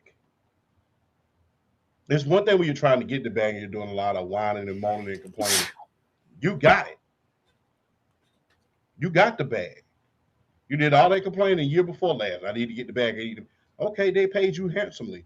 Only thing you had to do was just show up to rehab. You was missing meetings with the team. You was missing rehab meetings. So if you can't make those type of meetings for your livelihood, what the hell makes you think I'm going to bring you to my team? And I know there's going to be some dummy out there who's going to say, just like they said with AB, he's playing chess, not checkers. Well, there's a whole big difference in playing chess and playing chicken. And in the great words of a great man called Bruce Wayne, when you play chicken long enough, you eventually fry. So keep that in mind. But, a lot of bad things. I don't see any team really coming and getting Brandon Ayuk. Hell, you got more guys that's more talented. Hell, I would feel more comfortable with them bringing in Tyreek Hill, depending on how his injuries are.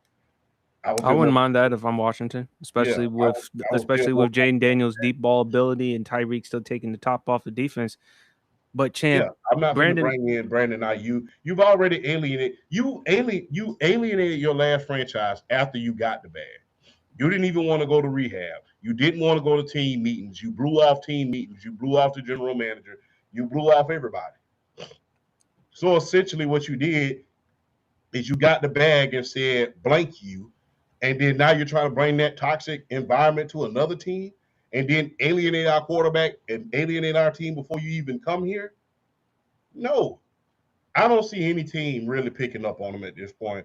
I really people a lot of guys are saying, a lot of general managers are saying, look, we got to look out for football. We can't make the same mistakes that the Cleveland Browns did.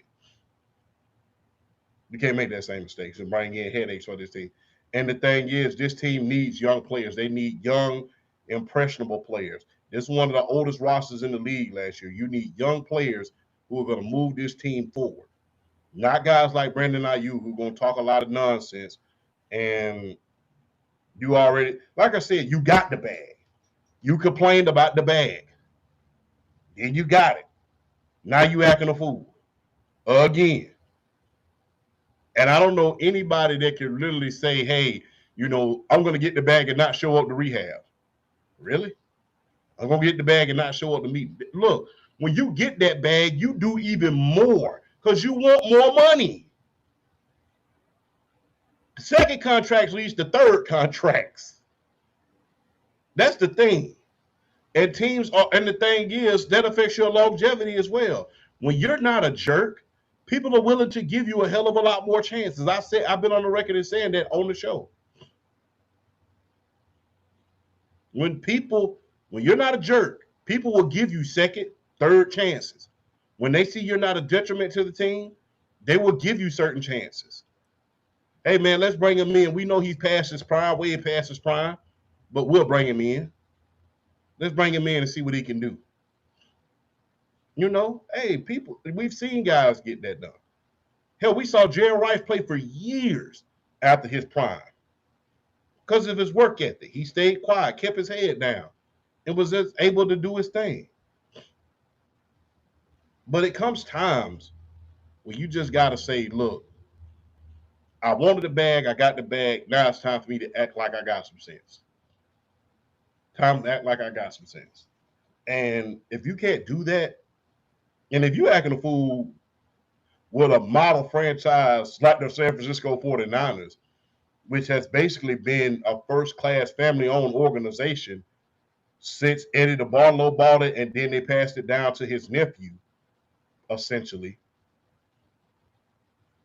If you can't do it in a first-class organization like that with a coach like Kyle Shanahan, who has never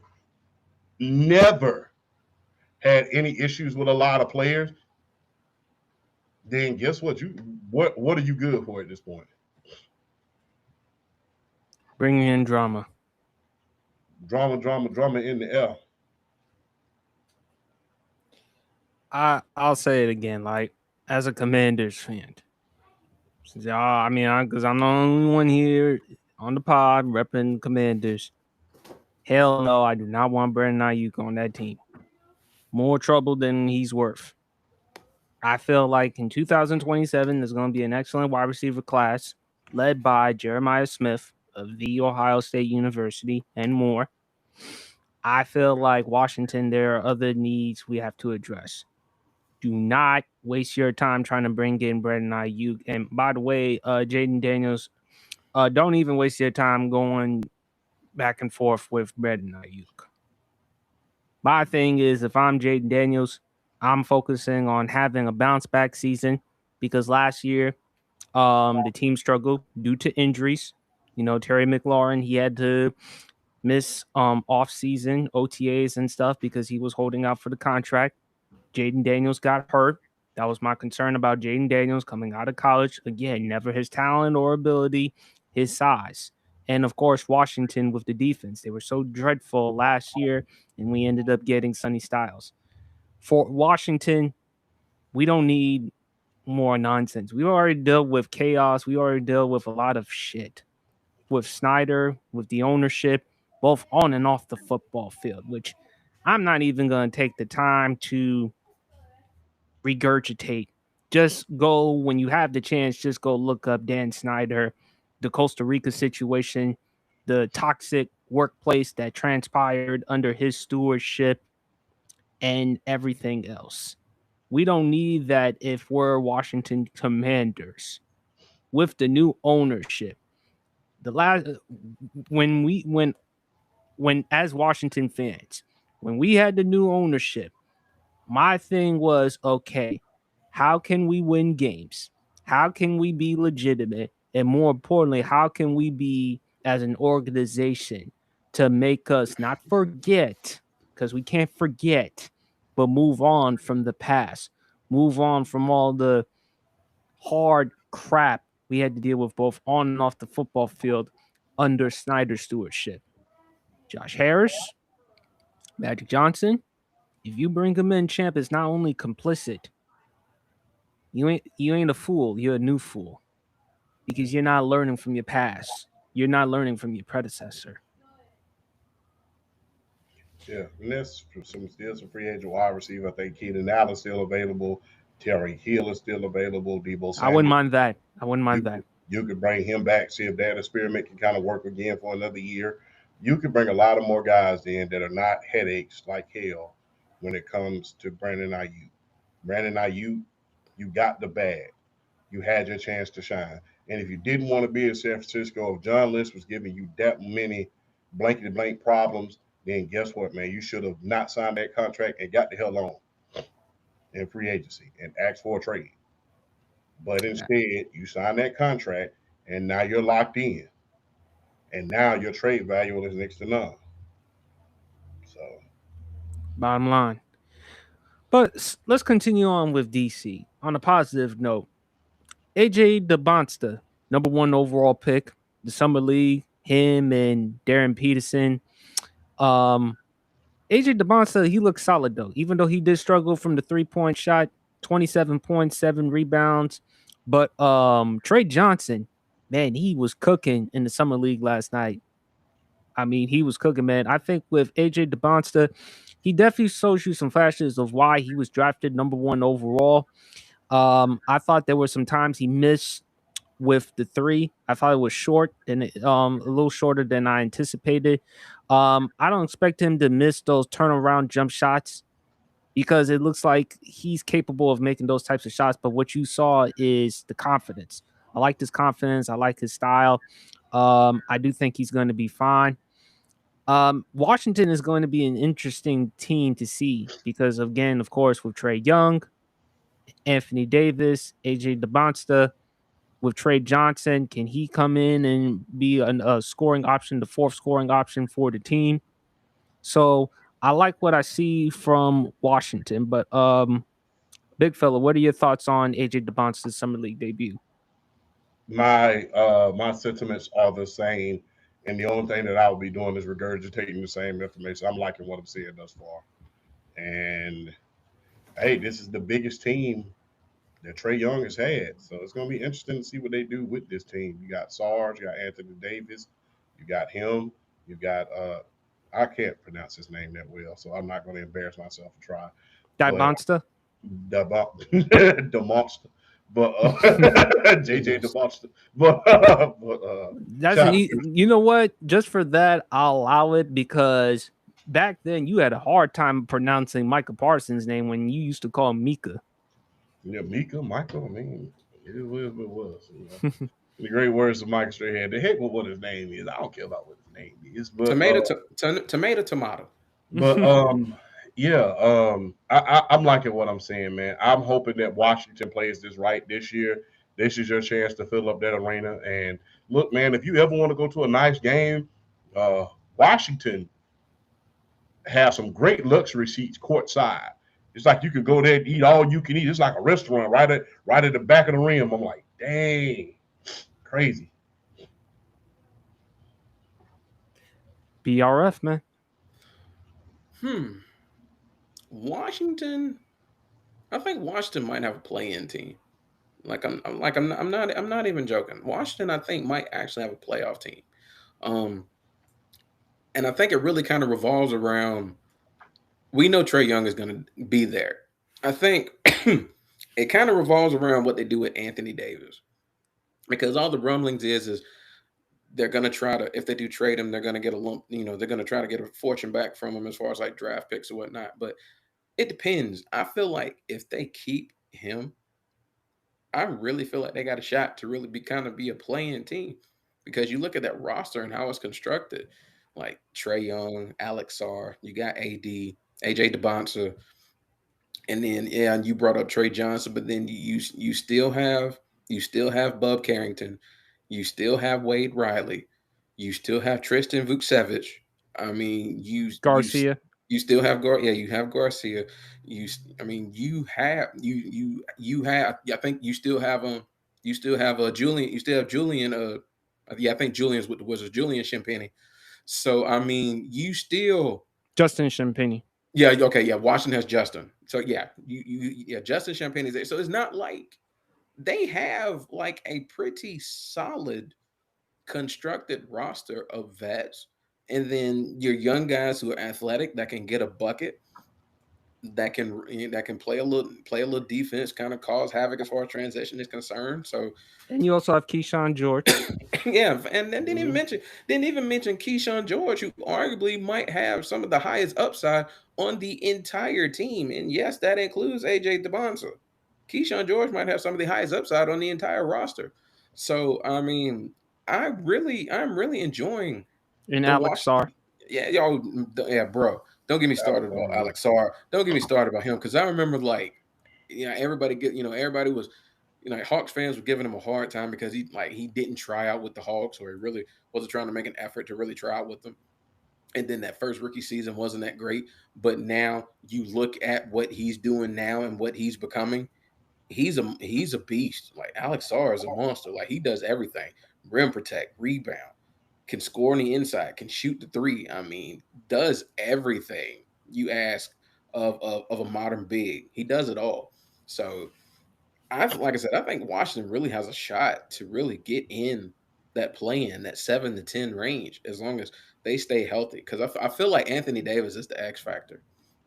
Because I mean, yeah, we know what Trey Young can do with limited rosters, as far as at the very least carrying them to the play in, getting the wins you need to make the first round of the playoffs. We see Trae Young do that with Atlanta.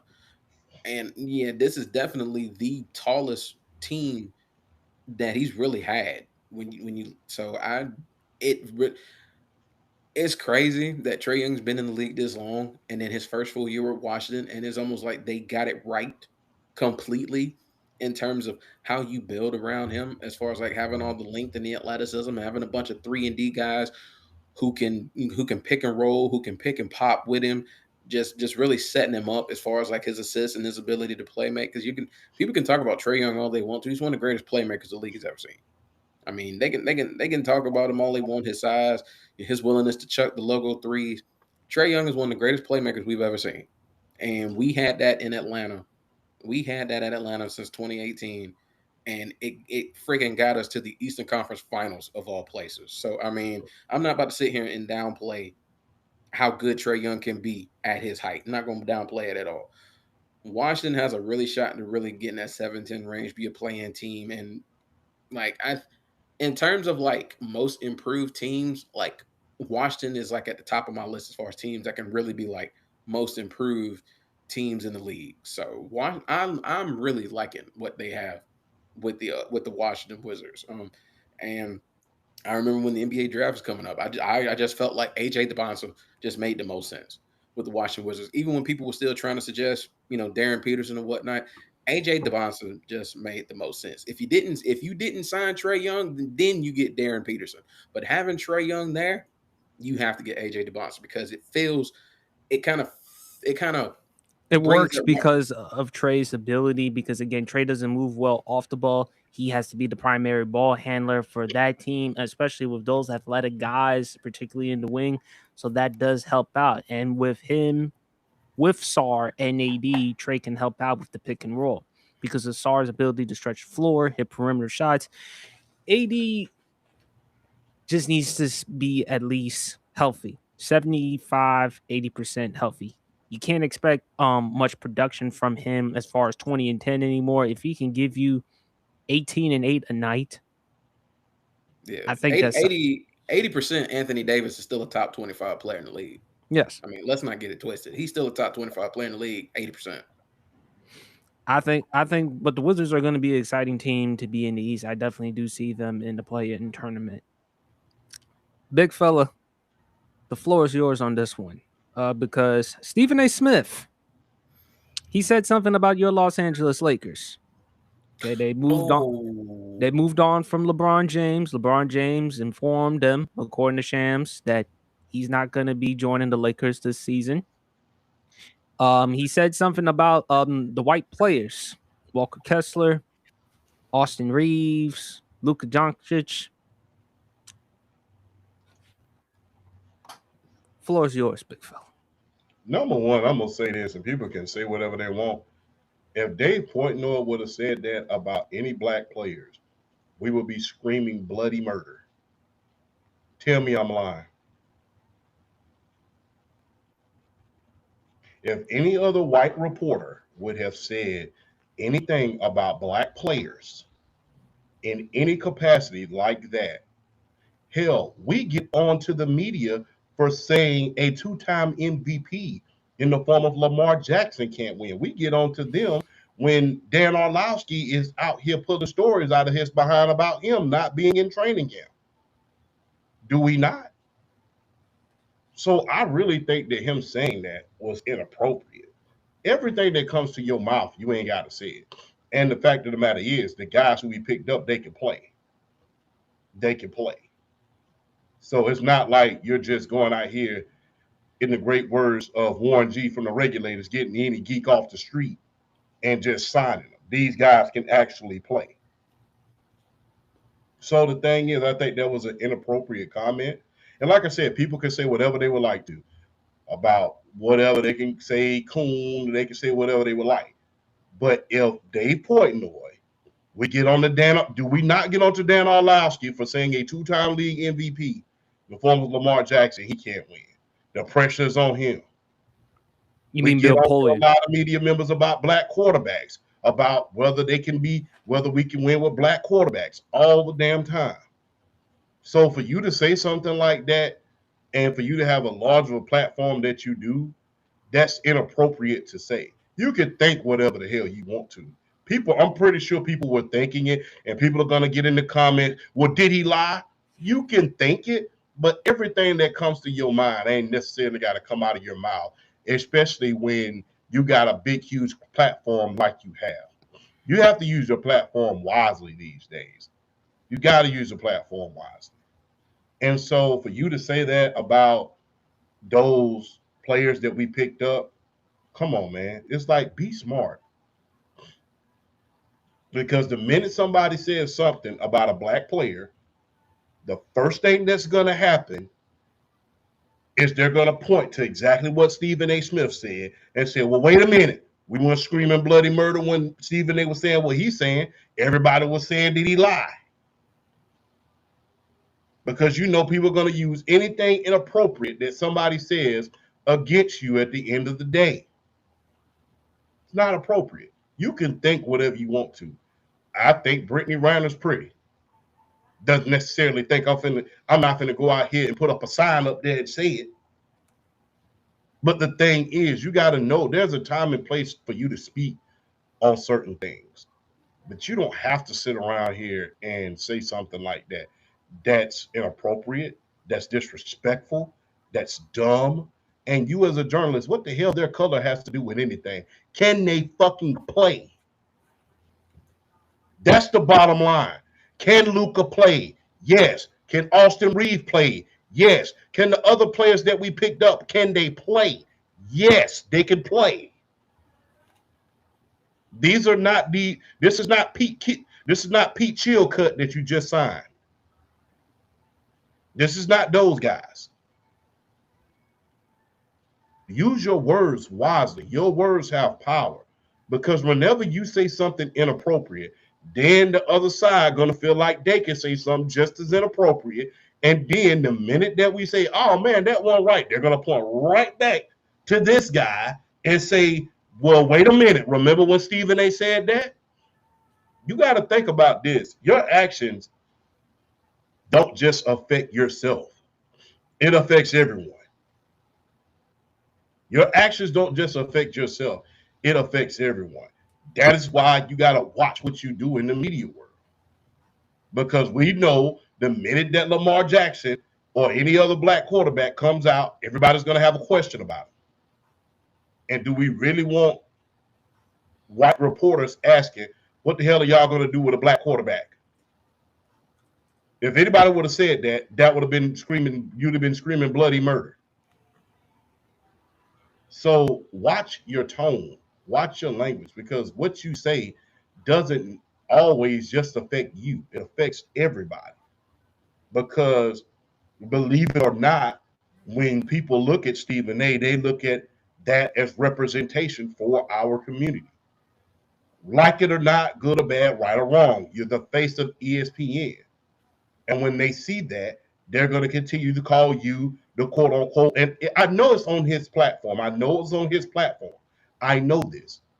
But you are the face of a major company as far as Disney and ESPN. Watch your words. Because when you use that kind of language, then guess what? Then other guys, your other constituents feel like they can say it, and they're going to point right back to what you said, and they're going to use it as a reason to say what they want to say. That's why I had a problem with it. Because the thing is, like I said, you can think whatever you want to. You can think it. Okay, cool. You can think it, and you can do some barbershop talk off the record. But guess what? You ain't got to necessarily say everything you think. Because guess what? You saying that, now your constituents can look at what you said and say, wait a minute, where was y'all? What was the outrage when Stephen A. was saying what he was saying? That's why I had a problem with it. Because the thing is, when you say something, other people feel like they can get just as offensive, just as ugly, just as nasty. Keep your words soft and sweet, because you might have to eat them later on. And they might serve you with the big spoon. So, Big fella, I got to be honest with you. I am not surprised at all what comes out of Stephen A. Smith's mouth. Why do you think I said what to quote D.L. Hughley? Remember, this is nothing new. with Stephen A. Smith. Do you remember what he said about Shohei Ohtani? Yeah. How it's bad for the face of MLB or baseball for him to have a translator. My thing is with Stephen A. Smith, it just seems like he just can't help himself. He cannot help himself. And shout out to Emmanuel Acho because he called him out, and then Stephen A. Smith responded as usual. I think, Champ, is just further validating what Michelle Obama has said about ESPN. I know I sound very redundant, but to hear that from Michelle Obama of all people, and again, Michelle Obama, I'm not claiming that she does not know sports, but normally when you hear sports takes, you usually hear it from Barack. You don't really hear much from Michelle. But to hear Michelle Obama say exactly what myself, BRF, Champ, Flash has said about ESPN and sports in general, sports media, was the truth. And I feel like BRF, this also further validates why I have Stephen A. Smith as a heel. Because he continues, I mean, I'm sorry, BRF. I mean, look, he's still, Jason Whitlock is still head and shoulders the biggest heel, literally and figuratively. But Stephen A. Smith ain't far off. And I feel like when Stephen A. Smith goes on ridiculous rants and stuff like that, this just further validates why people don't fuck with him.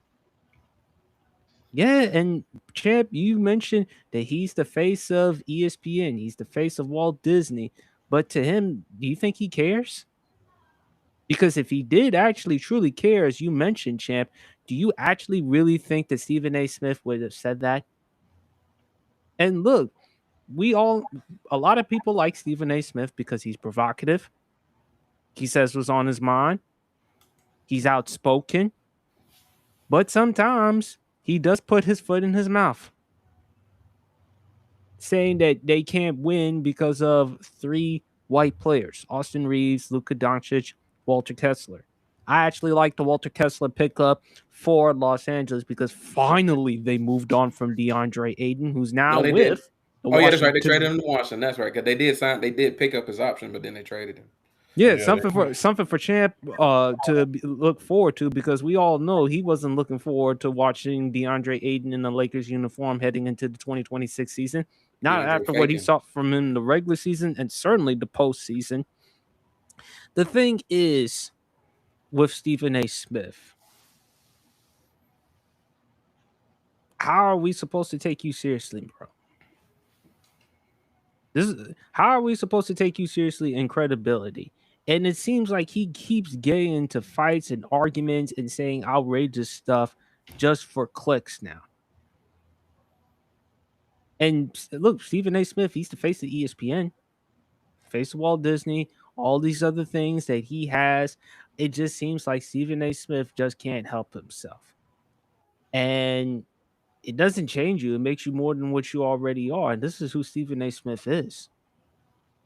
And when you look at his past, the things that he said about Shohei Ohtani, what he said about the controversial comments, remember about Ray Rice in 2014? Do you remember those comments, Champ? Which ESPN, they suspended him for a week. Yeah. He said provoking and all of that stuff. Yeah. So He keeps saying that he's gonna learn and do all this stuff, but apparently he hasn't. Because if he did, he wouldn't take the time to use his platform to say this type of stuff.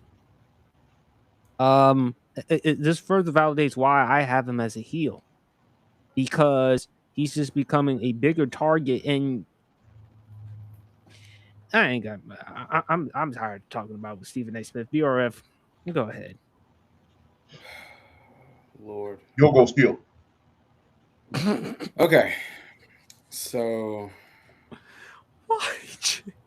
I wanna Lord. I wanna talk I actually want to talk about this from a different perspective because Steve, yeah, I 1,000% agree. He shouldn't have got on there and said what he said.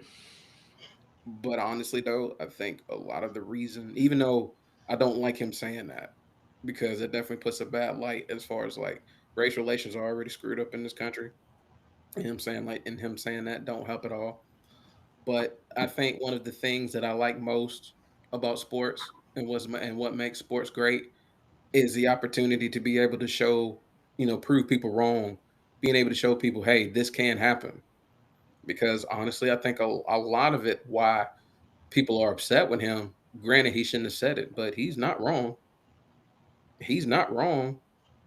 I mean, outside of the Celtics of the '80s and that 1 year sample size with the Dallas Mavericks of 2011, I mean, he's not wrong. But this is why we play sports.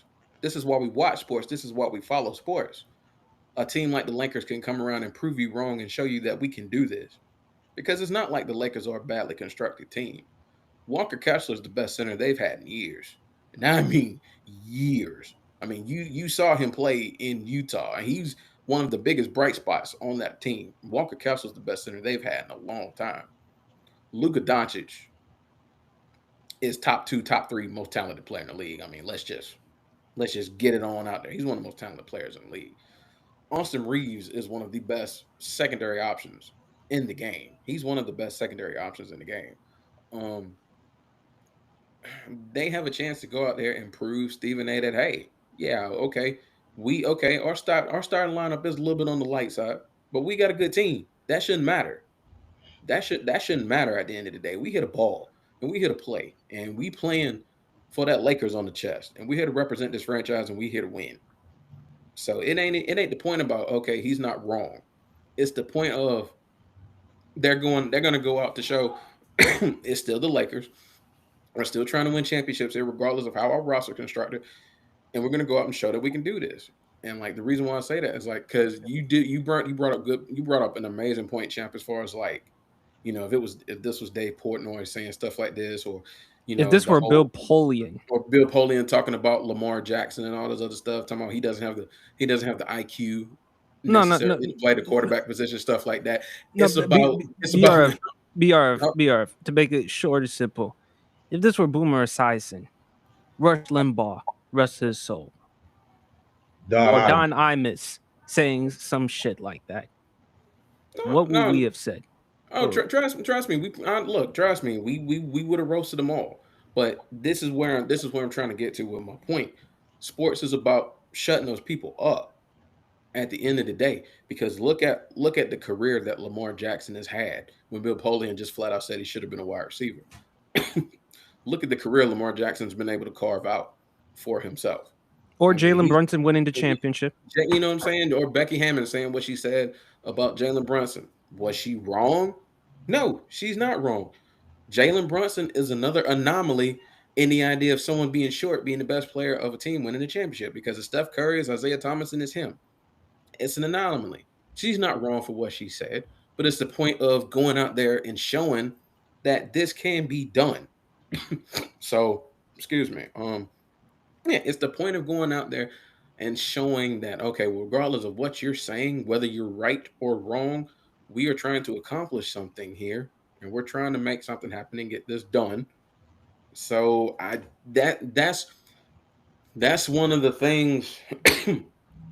That's my main, as far as like my main dislike for why he said that, because at the end of the day, they're trying to win. Don't make light of something like that. You don't say nothing like that.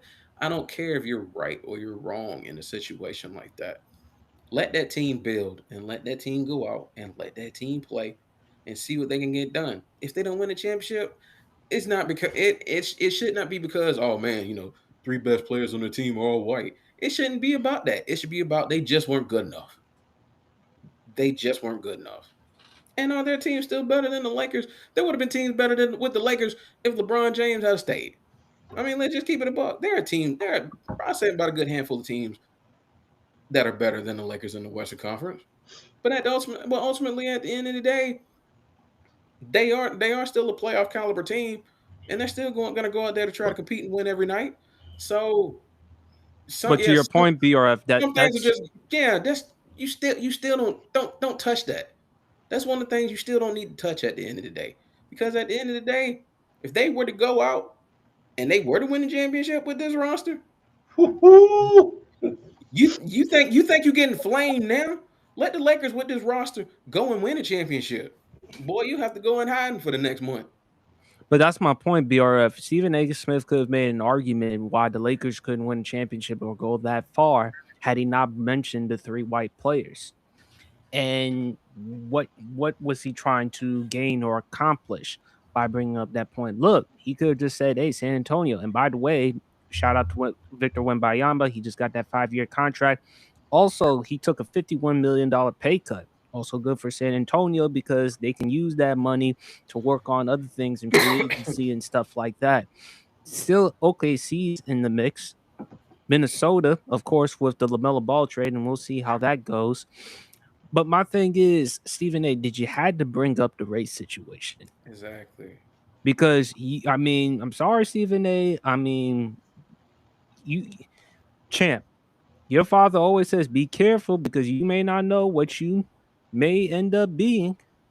And Stephen A. Smith, a lot of times, I hate to say it, he's starting to sound a lot like Jason Whitlock. Am I Yeah. lying? Am I exaggerating? No, the thing is, a lot of the bull job that he keeps perpetuating, and it's just as hard to. It's Stephen A. used to be the go-to guy at ESPN. After school, Scott, God rest his soul, it was Stephen A. Smith. He was the next big guy. But now it's just like you're getting He into just it become with another play. one. You're He's a getting housewife. you're getting into it with players all the damn time. It's just like you're getting into it with players. You got so much dumb stuff to say about politics, and then now you're saying what can be deemed to be. I'm not saying that it is. It can be deemed racist remarks because basically you said with these guys you're not going to play. They can't play. That's what you're basically saying. So because of their race, but like I said, somebody can take that. The right journalist, or the wrong journalist, can take that and say, "Hey, Stephen A. Smith said that. Maybe I can push the envelope and say something about Lamar Jackson. Maybe I can say something about a black hockey player that plays for the LA Kings. Maybe I can say something about a black golfer or a black tennis player." Because when people see opportunities to justify stupidity or do Oh, they'll something, capitalize they're it. gonna do it. They will. And some of them may capitalize it, some of them may not. But nevertheless, they're not going to hesitate to do it. But the thing is, Champ and BRF, again, it's just giving another reason why people cannot take Stephen A. Smith at this point seriously. And again, with Michelle Obama, I know I sound redundant, but everything that she said about ESPN being the Real Housewives of Atlanta and with Stephen A. Smith, she hit it right on the nail. Because that what you're seeing right now in sports media, it's just embarrassing and flat out to watch. You used to watch the sports debate shows. You remember the sports reporter show on Yeah. ESPN on Sunday morning? Remember when Stuart Scott, rest of his soul, talked about the pre-games, the Monday Night Football game matchups, the Chris Mm-hmm. Berman, the Tom Jackson. It's just nowadays when you just watch ESPN, all you do besides watching the great sporting events, you're not really interested or fascinated in listening to the great takes. I mean, it's just a lot of hot, ridiculous, controversial takes, and hot takes are good here and there, but when you overdo it, you just alienate an audience. And oldies like ourselves, we want to hear the excellent reporting. We want to hear leading up to the game. We don't want to hear ridiculous, hot, or controversial takes. Sure, it's great now and then, but when you saying that the Lakers can't win a championship because their three star players are white, Tell that to the 86 Celtics. Bird, McHale, Walton. yeah, Need I say more? Granted, that was an eon ago, but we've seen wasn't it. Danny Ainge also there too? Yeah, Danny Ainge was on that team. Yeah. So I mean, there's been plenty of evidence of teams that has done that. But I know it's not modern day, but if you can play, you can play. It's just like, it's kind of like certain effects. If you can play, you can play. You're gonna find a way to win. What concerns me is what kind of coach JJ Redick is gonna be without the presence of LeBron there. That's one thing that concerns me. But these guys can play that we got and be picked up. So it doesn't concern me about their play. It concerns me about coaching. It concerns me about what other front office moves that they're going to make. But as far as play, that does not concern me. Absolutely not. But fellas, let's move on to babyface or heel. One of my favorite, or if not my favorite topic on the Sports PSP podcast. Now, for those who may not know, babyface in wrestling language, babyface is a good guy, heel is a bad guy, tweener is someone in between. So I come up with a list of athletes, celebrities, or whoever, and me and the rest of the panel, we're going to decide whether they are a babyface, heel, or a tweener.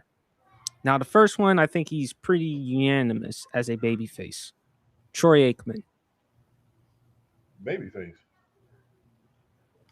Babyface. I Remember, you mean, talked about it, champ, how he used to visit Michael Irvin in court. yeah, even when he was in court and everything.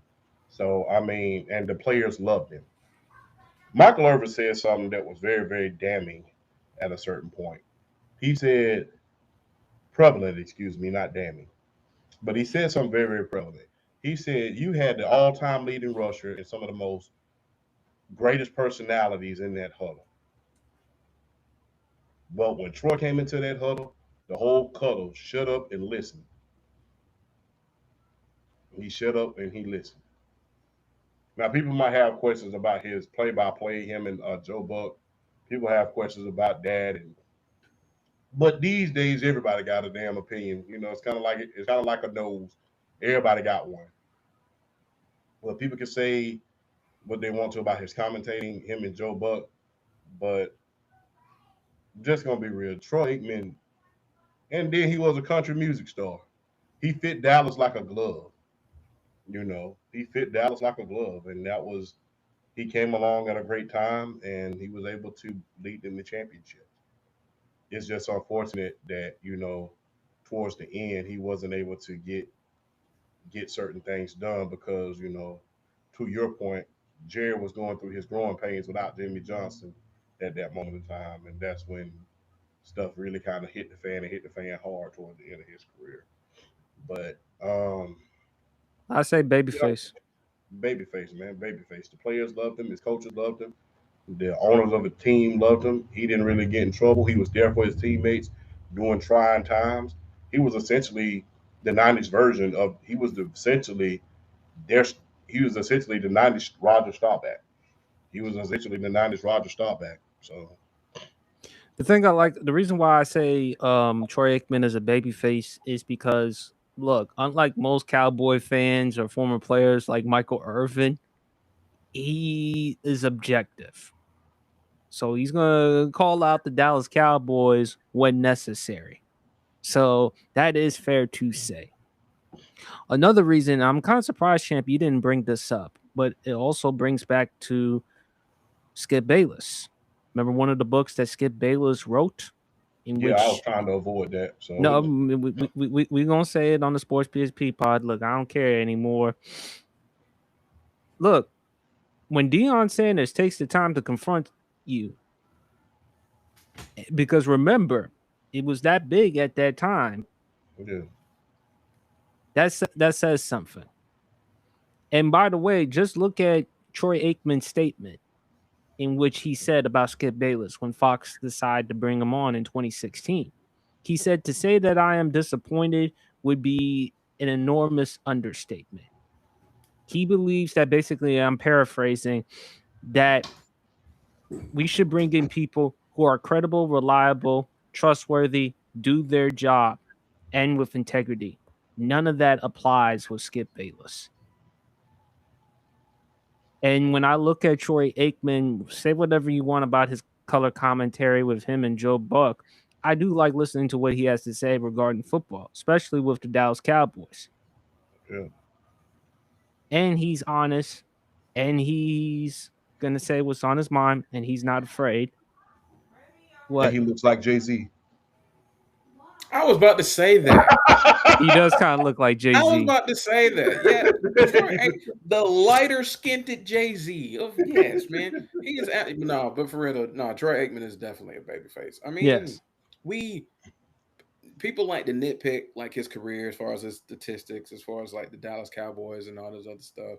Like, was he the most prolific quarterback to ever play? Absolutely not. But you know what? At the end of the day, he won football games, and But he was that's clutch. another reason that's another bad rep he gets, because I'm sorry, I hate bringing up his name because I don't want to throw him under the bus because he's a really good dude. But Trent, he really hates on them old guys. Yeah, Trent hates old people. We don't. I don't care. I don't care at this point. I love no Trent. I love Trent, and he does wonderful He work. does a great job of his He does. podcast, but I do think he goes too hard with Elway though. He's no. Let me tell you something. I don't have a lot of go tos when it comes to football, but I will say this though. I love watching flag on the play because Mhm. those young guys know their stuff. I was gonna say, champ. He's actually had you on the show. He ain't had me on the show yet, so I don't Yeah, even he's know had what both going. of us. Yeah, no, I've never been on flag on the No, play. me and Champ. He's had me and Yeah, Champ see, I'm on the saying phone. he's had y'all. He ain't had me on yet, but you know what? I'm not, trying to get on the show Well, or you in nothing the like group that. chat? Why don't you ask him? And I might one day. I might one day. I might one day. We'll see. But no, like as much, like I said, no, and this thing, as much as I love this show, and as much as I love those guys and how they talk sports and No, they know their football, yeah, especially exactly. Donnie. Oh yeah, especially Donnie. Yeah, Like mastermind. exactly. Like they analyze the X's and O's. Guys their age, they do it better than guys who've been who've been around the game 10, 20, 30 years. So shout out to those young guys. But this is what I'll say. I don't like people, I can't, what I'm saying, Troy, this is what people have to understand is that people can't control the situations that they're in and what they're drafted into and what ultimately becomes of it. They can't control that. So you're gonna have those situations where you have these dynastic rosters who go out and they just they dominate for a stretch of period of time. Like whether it's the Steelers of the 70s, the Niners of the 80s, the Green Bay Packers winning the first two Super Bowls, you know the it, those Cowboys of the 70s that ultimately turned back into the Cowboys of the 90s. I mean, like, you can't help the situation that you're in. So if you just so happen to be around a bunch of really talented players, I mean, and you win, hey, at the end of the day, you win because we've seen quarterbacks have unbelievable situations and couldn't play their way out of a wet paper bag. We've seen it way too many times where quarterbacks have had really good situations and couldn't take advantage of it. Prime example, Derek Carr, his last year with the Raiders. This man had Josh Jacobs, Devontae Adams, um, Hunter Renfro, like when he was like one of the peak slot receivers in the game. Darren Waller was at his peak at tight end, like had one of the better situations in the National Football League. Those boys couldn't even make the playoffs. They couldn't even make the playoffs with that roster. So we can't always talk about these guys that win in these situations without talking about the guys who have absolutely looked horrid, having tailor-made situations for them. And like I said, Troy Aikman wasn't the most prolific quarterback in the league, but he won. When it was time to get into the nitty-gritty and it was time to make a play, there were very few quarterbacks in the league, early mid-90s that could make plays the way Troy Aikman did in the clutch when it mattered. And that's ultimately what got him into the Hall of Fame. Yeah, he wasn't the most prolific quarterback in the league, but he was the quarterback for one of the greatest dynasties in the history of the league. And he produced enough for them to win 3 championships in 4 years, and that's what got him into the Hall. So we Can can you talk about imagine if Troy Aikman actually played in today's game? Troy. I feel like a lot of the quarter, a lot no, it's not just him. A lot of the quarterbacks that played in the yesteryears, the Aikmans, the Marinos, the Youngs, I mean, just the rule changes and everything with the NFL and Oh, what they Steve are would be today. prolific in this era. Steve Young would be insane in the West Coast offense. in this era of football. He would be absolutely insane. I mean, the illegal contact, just everything that the defense are allowed and aren't allowed to do. Like guys like Steve Young, Dan Marino, John Elway, Troy Aikman. You could talk. I mean, we could talk about them all they want to, but the way the league has been catered to the quarterback, they would thrive in this era because ultimately, at the end of the day, they can all push the ball down the field. I feel like they were accurate as much as as much as what was given. We know Steve Young's one of the most accurate quarterbacks of all time. even honestly, even a guy like Favre, he played a little bit in this era. Like he didn't play in what is now. Even a guy like Favre, as interception prone as he would thrive in an era like this because he's one of the greatest ever in terms of pushing the ball down the field and being able to get big plays and chunks. So I feel like a lot of those guys would do well because at the end of the day, if I'm a quarterback and I know that DB can't touch my dude at the 5 yards, that DB doesn't know where that wide receiver's going. He doesn't know that wide receiver's route. So at the end of yeah, you can study, you can do film, but ultimately at the end of the day, that wide receiver the way you can adjust to a wide receiver, that wide receiver is looking at film on you and he can adjust you too. So ultimately you're playing a guessing game with him. So if the wide receiver and the QB already know where they're going and they can get you off the spot, that's money. That's money every time. So yeah, I think this ain't what I'm saying. This ain't me being an old head, y'all, because I know I'm 41 this year. So this ain't necessarily me being an old head. This is just one of them situations where it's just like we got to give respect to all eras. There's I just feel like there are players from that era that you can drop in this era and they will still play and they will still play well. So I mean, it's just one of those things where you just kind of look at the measurables and everything like that. But yeah, but Troy Aikman yeah, Troy Aikman's a baby face, like the leader of America's team, one of the faces of America's team, and you know, doing Fox NFL Sunday games, turning it into Monday Night Football. So hey, I'm not even gonna. You can't. Hey, that is a well laid out career for one of the most recognizable faces in the sport. So yeah, Troy Aikman is definitely a face, and yes, we can't help the man is the lighter skinned version of Jay-Z. We can't help that. We can't help that at all. That side by side is diabolical though. We good. I'm sorry. I got distracted. I was looking at Daphne Joy. I'm sorry. She's fine. She's fine. She's fine. All right. Well, I mean, I'm watching SmackDown right now, and Alexa Bliss and What Charlotte Flair is on my y'all don't team. like Daphne Joy? I know. No. I'm saying I'm not going to talk about you looking at a fine woman on the screen. I'm looking at SmackDown right now, and Alexa Bliss and Charlotte Flair is on my screen right now, so I'm not complaining. I mean, she fine though. I mean, I just don't know how she hooked up with DK Academics, but that's a story for another day. She did what? You didn't see the photo of her Academics? She hooked up with the Drake Glazer. Oh no, she's lost. Hey, in the great words of Jay-Z, to quote the great Jay-Z, is black girl lost for show to owe you for ice. So, oh no, she's really in the abyss now, boy. Not the Drake Glazer. Oh no. Not act. Come on, act, bro. But it is what it is. But she fine though.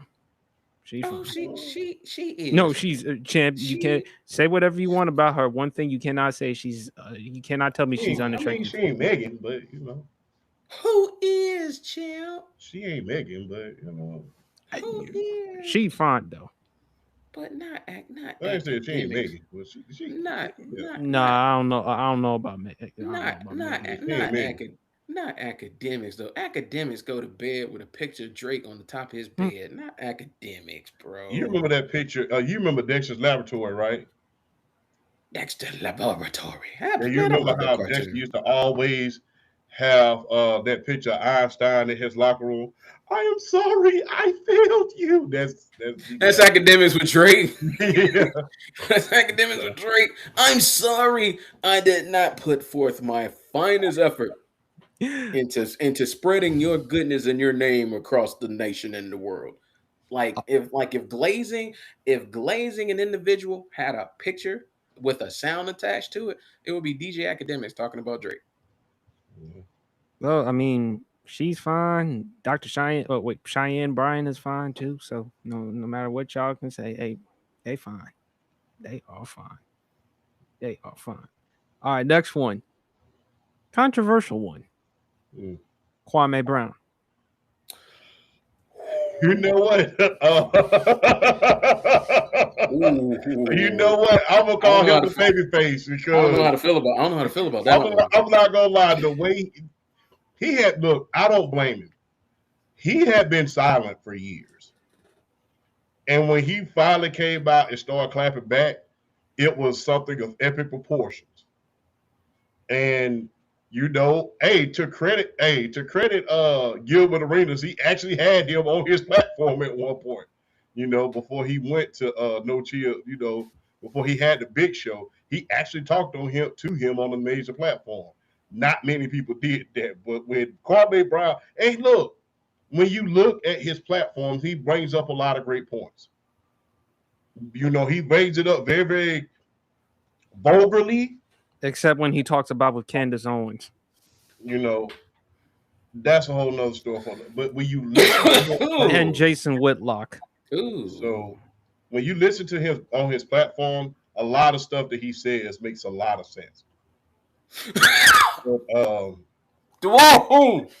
Dwayne. bro, hey, I love it. Dwayne. Well, don't make me have to serve up some of Mama's good cooking, boy. Dwayne, bro.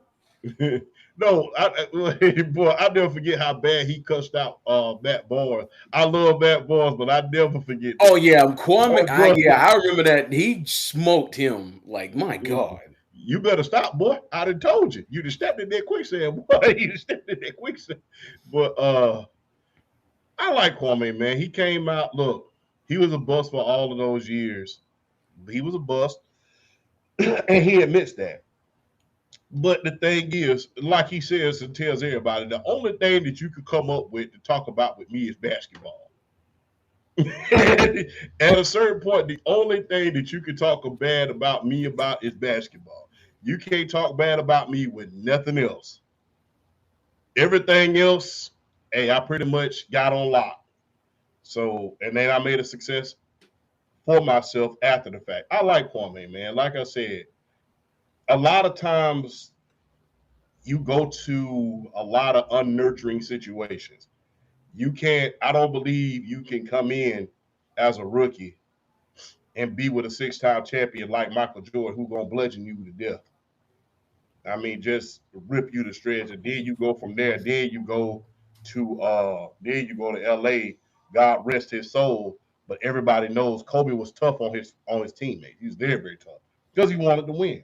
Michael was tough. Kobe was tough. And it's hard being a rookie. You the first overall pick, and the first thing you got to do is deal with two of the all-time greats that lives, sleeps, and breathes basketball and winning. It's a hard situation to come into. You, I mean, it's very, very hard. So I call him a babyface simply because of the strength of how his after career went. I love the way his after career went. Not necessarily how his basketball career went, but how his after career went. Because Mama's cooking. That I love that boy. That's crazy. So shout out to Kwame Brown, man. You may not been as successful as you have would have liked in one area, but in another area you was able to come out and you was able to succeed. BRF. If I'm correct, I think Kwame's from Brunswick. So shout out Brunswick, Georgia. Shout out Kwame Brown. But he's a tweener, but he's kind of grown on me. So I'll say he's like on the good side of it. Because yeah, like I mean, yeah, I understand that the only bad thing they can say about him is basketball, but bro, you I gotta just understand. mentioned Candace You, Owens. yeah, like you gotta. Kwame, you have to understand how bad that extreme was. Like that was terrible. Let's keep it a buck. That was so. What you've done, kind of like after that, as far as like the podcast and your platforms and all that other stuff, and don't we talk about Stephen A. Smith all we want? One of the greatest monologues I've ever heard in the history of ESPN was after the Lakers traded Kwame Brown for Pau Gasol, and Oh yeah. he was on that ESPN news. I mean, just gave him like the ultimate in just dressing down, to say the least. Like, you were known for that for years. So, so that's why I say tweener, because a lot of the funny. It's taken a lot of the funny, like, kind of, sound bites and the pods appearances and all that other stuff to really kind of like shed a light on, how hard you honestly how hard you did have it, being with the Wizards, being the number one overall draft pick, having Michael Jordan of all people basically just run you, just basically just, I don't know what was going on, but I wouldn't put it past Michael Jordan to really give Kwame Brown all that kind of trouble like that and draft, especially after drafting him with the number one overall pick. Um, So yeah, I'm not gonna put him as being as competitive a person as Michael Jordan was through his entire career. Like, I'm not gonna put that past him. But yeah, Kwame Brown has really grown on me over the years, and I can't really say bad things about him, because he isn't he I mean he and you can hear him in his voice. He a good old Southern country boy now. Like, you can hear it. He a country boy, but he definitely is. You can definitely tell, as far as like speaking, like where he comes from a good place when he speaks and when he does talk. So yeah, I'll say tweener, but I'll say he's on the good side of it, because his post basketball career is really kind of, it's helped him. It's elevated his standings in terms of the tiers, if you want to say, as far as like, sports and social media and all that stuff. So I'll say he's on the good side of being a tweener. I'm with BRF on this one, tweener. Look, when you with Candace Owens and Jason Whitlock, I'm sorry, I do kind of cringe, because I've I've said before of Jason Whitlock, that's Champ's nightmare. Champ has often said before his biggest fear is becoming Jason Whitlock. And I've told you before, Jason Whitlock, as I've said, as Roland Martin quoted Denzel Washington from the movie American Gangsters, Simple Simon motherfuckers. That's Jason Whitlock, and that's Candace Owens. Because I think Candace Owens is nothing more than a grifter. Myron Gaines as well. So, but when I look at Kwame Brown, he took a lot of shit and criticism throughout his NBA career. And a lot of times I felt like Stephen A. Smith went too far when he talked about Kwame Brown, Rasho Nesterovic, Stanislava Medvedenko. Slava Medvedenko. The person that did came to his defense, though, Kwame Brown, was Jalen Rose. Because I do remember the segment that Jalen Rose, Skip Bayless, Stephen A. Smith had on First Take. I think it was about with Russell Westbrook at the time, when Skip was criticizing Russell Westbrook for taking as many shots compared to his guy at the time, Kevin Durant. And Jalen Rose said, just because you play a point guard, that doesn't mean you get to pass. Just because you're a shooting guard, that doesn't mean you get to jack up threes. Just because you're a center, that doesn't mean you're or power forward. That doesn't mean you're physical. And then it all started when Jalen Rose brought up how many points did Skip Bayless average in his high school team. I think it was like, what, 1.4? 1.4. Same as Jason Whitlock's GPA, but that's a story for another day. Ooh, that radio fat Albert Low child. But I think with Kwame, I mean, look, this whole thing started because Gilbert Arenas, I think Matt Barnes and Steven Jackson, they brought him up. And finally, Kwame just had enough and finally decided to say what was on his mind. So I don't really have a problem with Kwame finally coming to the defense of his basketball career. And plus, he's been in the NBA for over 10 years. Was it really that good of a 2001 NBA draft class at the time? Kwame was the Mm, number 1 overall pick. Tyson Chandler, I believe he was number 2 overall. Pau Gasol was the 3rd overall pick. I mean, there were some good players. There was some good players, but it wasn't an outstanding or spectacular NBA draft class.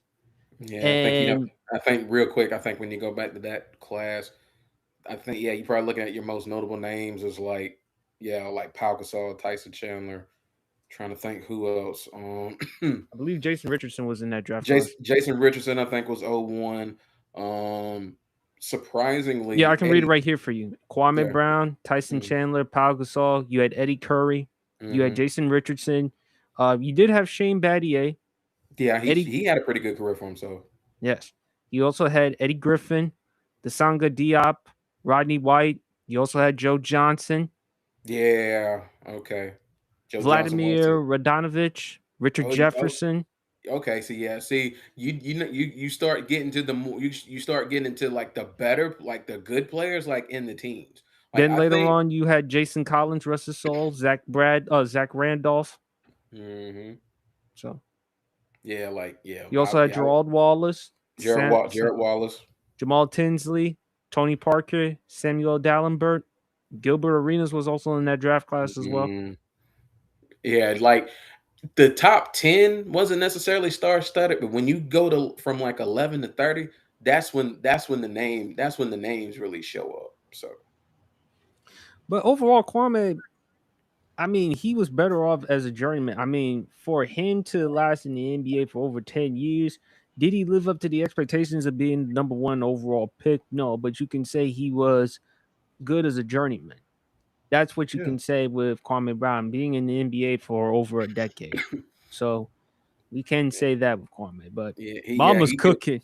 Yeah, like the thing about Kwame, like he wasn't the best offensive player in terms of a center, but he did give you some rebounding and he did give you some rim protection. And if you can do that as a center in the NBA, you are gonna carve out a decent career for yourself. Right. It's not like he was like the consensus choice to be the number 1 overall pick. It's not like Jamarcus Russell when he was this big time prospect coming out of LSU and when there was so much expectations for him to have this great career. I That think he's wasn't Kwame. He I wasn't think Jamarcus Russell is the biggest bust in American sports history that was taken #1 overall. well, there's him, Ryan Leaf, Anthony Bennett from 2013 when the Cavaliers drafted him with the number 1 overall pick. I don't see. I get Anthony Bennett was most definitely a I no, bust, I but say Jamarcus because of the hype. yeah, that's Remember, what I'm saying. That he had that's the what I best think. pro day by Yeah, far of any quarterback. I mean, this is a dude who can launch a football 60, 65 yards on the air while on his knees. yeah. That's why I think he's the worst #1 overall draft pick in American sports history. Because here's the thing: like people will say Anthony Bennett. What were we really expecting that much out of Anthony Bennett? So ultimately, at the end of the day, like were we really shocked he turned out to be a bust? Jamarcus Russell was shocking to a lot of people because of what he was able to do at LSU, being 6'5", 260, being athletic, being able to chunk the rock. We was expecting we thought he might actually do something, and to turn into what he did was just good God. Hmm. But Kwame, I lean towards Tweener. All right, next one. Because it's y'all. Ernie Johnson. Babyface. There you go. Ernie Johnson is the GOAT, man. I Ernie love Johnson, me some champ. You don't know oh, Ernie Johnson? I yeah, I love know. me some No, I, you didn't. I didn't hear it. Ernie, Ernie, yeah, Ernie, man. Ernie Johnson's the GOAT, man. Ernie Johnson is such a do you babyface. know what a job he has to deal with There Shaq and Chuck? There is not another broadcaster, journalist out there in sports that can handle Shaquille O'Neal and Charles Barkley and throw in Kenny Smith for that matter, because he got a mouth too when he want to say something. That can handle those three the way Ernie Johnson does on a weekly basis on Inside the NBA. Like it's like, I still laugh at his reaction when Chuck talked about that Jesse Smollett joke. oh my god. No, no. My favorite reaction was like, what they were talking about, and I think Charles was talking about, names that he didn't like to be called and all of those stuff. And then Ernie Johnson turned around to Shaq, is like, "What names you don't like to be called, Shaq?" And then Shaq getting ready to talk, and then Charles was like, "Shrek." and then Ernie Johnson turning into. We'll be right back with Shrek and the Fool.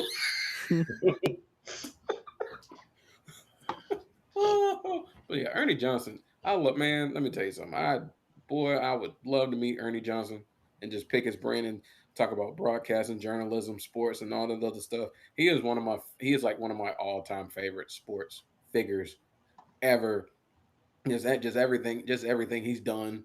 Like, especially like being a University of Georgia alum grad for one thing, but yet just all of his contributions to the game as a journalist, I think he was awarded the Frick Award. He's in the Hall of Fame. Like, he got one of the highest, arguably the highest Hall of Fame honor that you can get as far as a broadcast journalist is concerned. Like, Ernie Johnson deserves all the flowers and then some. He's one of the greatest sports figures that honestly not enough people talk about. So yeah, Ernie Johnson is like undisputed, flat out, like babyface. Just like I said, just a world without Ernie Johnson. It's chaos. Doing his craft it's not a fun world. Ernie Johnson is amazing at whatever he touches. Not. He's amazing at whatever he touches. Ernie Johnson is like the GOAT. Big fella. Babyface. And I mean, it really doesn't have to be explained, to be honest with you. No controversy, no nonsense, no really anything that you can speak of that's bad. And like I stated, for you to be able to talk your talk and able to have that big, he's been in TV for so long for a reason. So, I mean, I got to give Ernie, Kenny, but I got to give Ernie Johnson, man. Undisputed babyface, bro. You can't say enough about him, but his work speaks for itself. You really can't. Exactly. Really can't say too much other than his work speaks for itself. Babyface, honestly. I mean, just the way he was as a journalist, as a commentator, the way he handles the show, dealing with Shaq, Chuck, and Kenny, and how he talked about his son before, unfortunately, his son passed away. You got to say babyface with Ernie. If you say he's a tweener or a heel, something wrong with you. But nice, great guy, great human being. Still one of the reasons why I also watch Inside the NBA is also because of him. He has integrity. That's the great thing about it. And the other reason why I picked him, because again, y'all love yourself some Georgia Bulldogs. He's a Georgia alum himself. Mm-hmm. Another one of the great things that I really enjoy about Ernie Johnson is there are some journalists and broadcasters who really can only really stay in one lane in terms of like sports, as far as like their ability to talk sports. Ernie Johnson can talk about flat out anything, and sound like he knows what he's talking about. So there's another reason why it's just like there's nothing that man can't do from a journalist and a broadcasting perspective. That's why like me and Champ, especially us being from Georgia and already having that connection with Ernie Johnson, is why we respect him so much. Like he's like like for me to say Ernie Johnson is like a journalist or broadcasting idol. I mean, come on, man. How can you not? How could he not be the standard to look up to from the state of Georgia as far as like wanting to be a broadcaster, wanting to be a journalist? How is he not one of the standards? So, I mean, like Champ said, there's really nothing more to really explain as far as like why Ernie Johnson is so loved and so respected. Absolutely. Well, fellas, favorite moment right here. Favorite Chris Johnson moment. Probably when he had 2,000 yards. And his rookie, I mean, he was the most explosive player during his time. He had the 4.24 speed. I still laugh. I know it sounds unpopular now, but Gus Johnson. Anytime, whenever Chris Johnson would take it to the house, remember when he said he got to get away from the cop speed? I didn't like that shit, but it Not was old, funny as hell. not old Gus. Let me tell you something. That's a speaking of Johnsons and broadcasting, boy. How do you not love Gus Johnson, boy? He is. He has to get away from the. Get away from yeah. the cop speed. I'm like, did he just That's say some that on the that's some air? fucked up shit. You say it's cool, it's catchy as hell, but Did he it's just say like, that on the? damn, you Did could you have just say thought that on of the that. air, bro? Did you just say that on the air, bro? Did you just say that on? You can't say that on TV. And then, boy, that's our truth, boy. I don't even think that's PG. But you have him, but him and Lindell White. The year when they had the number one seed, lost in the divisional round to the Baltimore Ravens, but smash and dash though. They were an exciting duo. I mean, they had Kenny Collins at quarterback, in which he took over for Vince Young. But that formula right there was smash and dash with Lindell White and Chris Johnson, and all the spectacular touchdowns, man. He I played Madden a lot because of him. I mean, other than Vic, he was fun and exciting to play on Madden. Obviously, we know the news about him with ALS, and it's very sad, very unfortunate. Because I mean, but again, in the words of Robin Williams, man, everyone you know is battling something you know nothing about. So be kind always. And I just loved him as a great football player. I'm glad that the old school guys and current players are doing the ALS challenge, revisiting that. I think there definitely needs to be more awareness, not just with NFL, but also in sports and everything else in general, to understand the importance of ALS. And but Chris Johnson, man, when he had that 2,000-yard season and them touchdowns he was great for fantasy football and for Madden, man. But Gus Johnson, get away from the cop speed, man. I mean, anytime whenever Chris Johnson took it to the house, man. But what were your favorite CJ2K moments? Um, I don't think this is talked about enough. He came from a long line of great running backs when it came to the Tennessee Titans. Eddie Tennessee, they George, don't. Derrick Henry, yeah, Eddie Jordan, but Earl don't forget about Earl Campbell. Campbell, yeah, we can't Earl forget about. Campbell, Eddie Jordan, and I'll never forget they had a picture with them together which was epic. They had a picture of them together. It was Earl Campbell, Eddie George, Derrick Henry, and CJ2K. CJ2K also has the yards from scrimmage record. Although he didn't break the rushing yards record, but he has the yards from scrimmage record, 2,500 yards from scrimmage. Only Nobody has running done back to do 2,500 from scrimmage. 2,500 yards. And what's so funny about that? He touched the ball over 400 times, only fumbled 3 times. That's ridiculous. That's ridiculous. Uh, I know this is not his best moment. I know people are going to give me some heat, but I think it takes a lot of courage to go on national television and tell people what you're dealing with. Mm-hmm. Especially when just a year early he was so exuberant and he was so energetic. He had done football camps, and if you would have told me that he would have LLS the next year, it's like, damn, it's just no rhyme or reason. His time in Tennessee was good with him and Smash and Dash. He was the cornerstone of that franchise for many years, man. First, look, I'm gonna just be real. His first 2 years, damn. Only person who touching that is Eric Dickerson. Only person who really touching him this first 2 years in the NFL is Eric Dickerson. Let's just be clear. Had 1,200 his first year, did the very next year, his sophomore year, 2,500 yards from scrimmage. So his first couple years was some good years. And like I said, his first 2 years, the only person who was touching him in the NFL history as far as first 2 years in the league, Eric Dickerson. That's it. In them first 2 years, he in the class all by himself.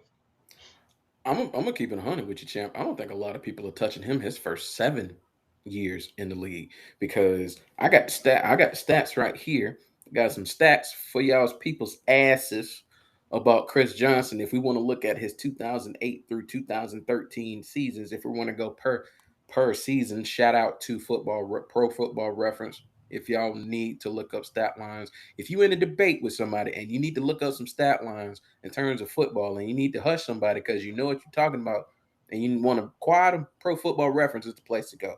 Chris Johnson per season, 2008 to 2013, 1,327 yards rushing average his first 7 years in the season with 8 touchdowns. Another 300 yards receiving, another touchdown. This man, his first 7 seasons was a guaranteed average of 1,600 and 9 touchdowns a season. Yeah. And the crazy thing about it, efficient with it, averaging 290 carries. If you want to just look at it from the rushing side of it, averaging 290 carries, efficient, 4.6 yards a carry average. His first 7 years in the league, efficient. This is a guy that played at 5'11 and 205. Not big at all. Not big at all as a running back, but did everything that you asked a running back to do. He could do it. And surprisingly, even though he was small, wasn't a bad pass blocker, wasn't a bad guy in terms of catching up and catching the blitz. Wasn't terrible at that. So so like for me with Chris Johnson, I think it's just like the instant immediate impact he made coming out of a school like ECU, coming out of a school like East Carolina, to come into the league and really kind of put your stamp on the league, like from the word go. And like we brought up the 4.24 40 at the combine, being the record before Xavier Worthy broke it, who's with the Kansas City Chiefs now. But the dreads, the gold teeth, people were saying like you don't really need to use the gold teeth if you really trying to do something as far as like your PR image. And Chris Johnson said, "No, I'm gonna do me. I'm gonna do me. I'm not gonna change. I'm not gonna change for anybody." And guess what? He didn't have to change because that NFL marketing and that advertising Yeah. stuck. It still stuck to him like white on rice because he had the charisma for it and he was made for it. So when I saw when I saw the Good Morning America interview with Michael Strahan, and shout out to Michael Strahan, he's doing a hell of a job with everything he's doing, whether it's Fox NFL Sunday, Good Morning America. Shout out to Michael Strahan for making a damn amazing career for himself out of broadcasting. But seeing Chris Johnson in that state, like talking through a computer, using his eye movement to detect the speech and what he wants to say. I mean, it's like one of the more unfortunate things that we've seen in terms of a player just being all the way here 1 minute and then just seeing the state he's in. It's just that really kind of should put back in people's minds what life can do to a human being and to an individual, and how unfair life truly is, and how we really got to be fortunate that we're on the right side of the ground and that we are fortunate to take these breaths and to be alive today. Because you never know when it can be gone. And Chris Johnson, him having the rapid ALS that he has, we don't know how much longer he's got left.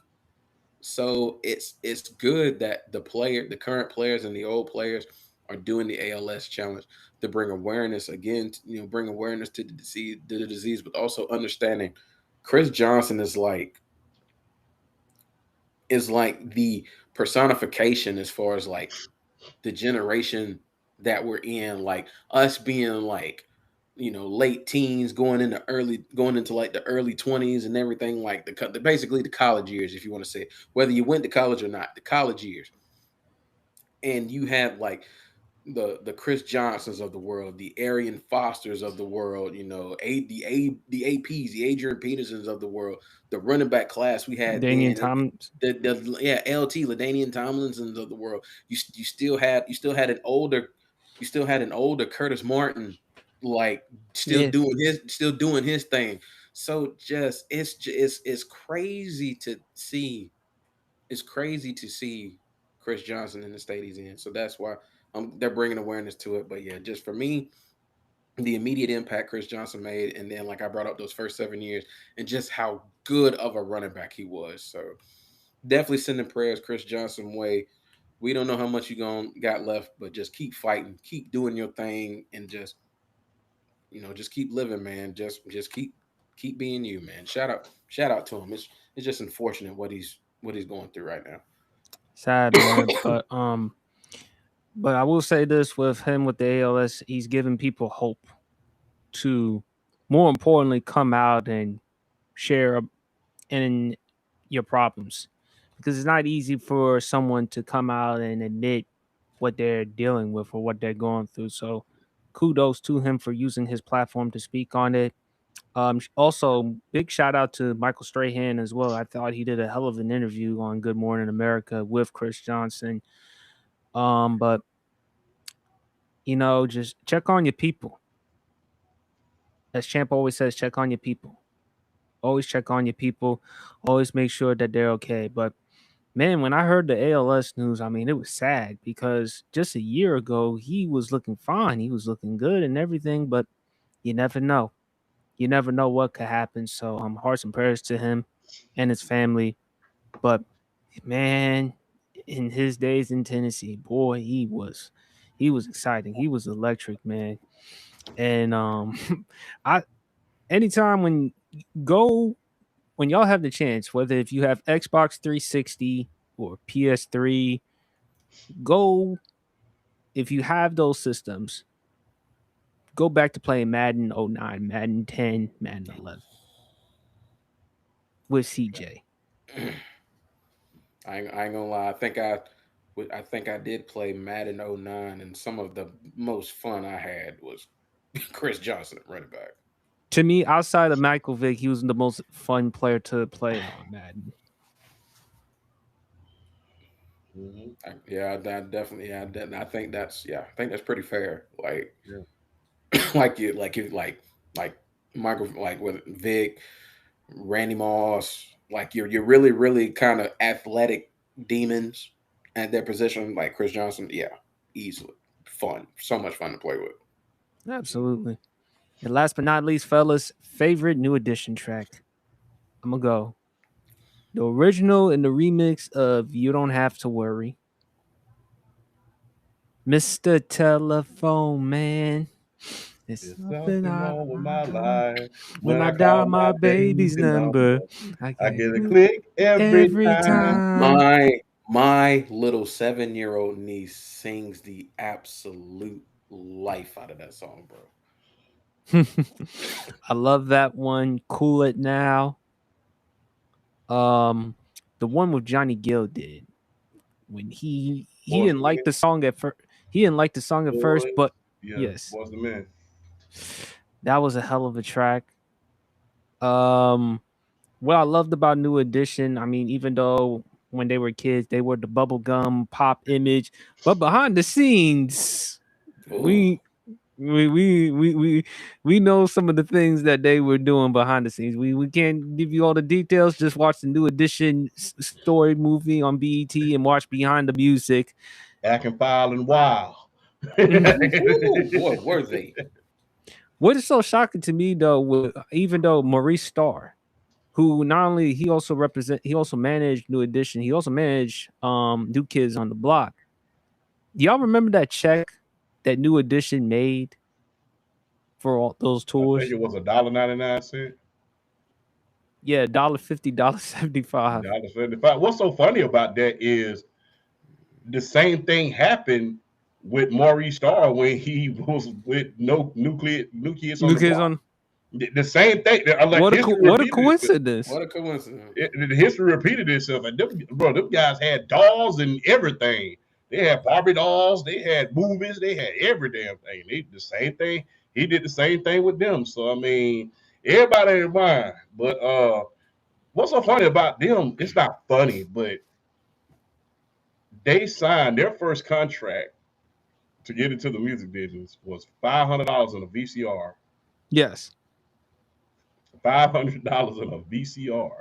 Damn, I know VCRs was expensive back then, but I never forget what Michael Bivins said he did. He said, "Man, first thing I bought me with that $500 was a scooter, man. I used to sit outside The do my thing." mopeds.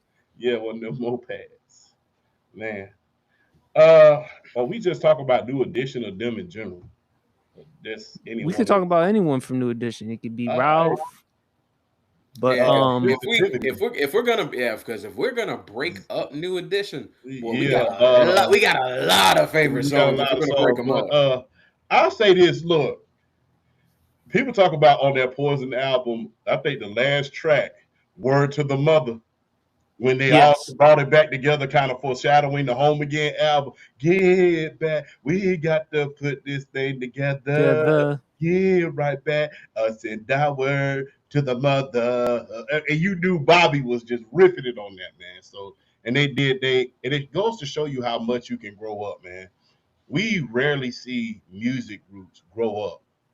You know, we didn't get to see NSYNC grow up and be this group. You got to see certain members of the group. You didn't get to see a lot of these big time groups grow up together and then bring it back and then get that grown man or grown woman on.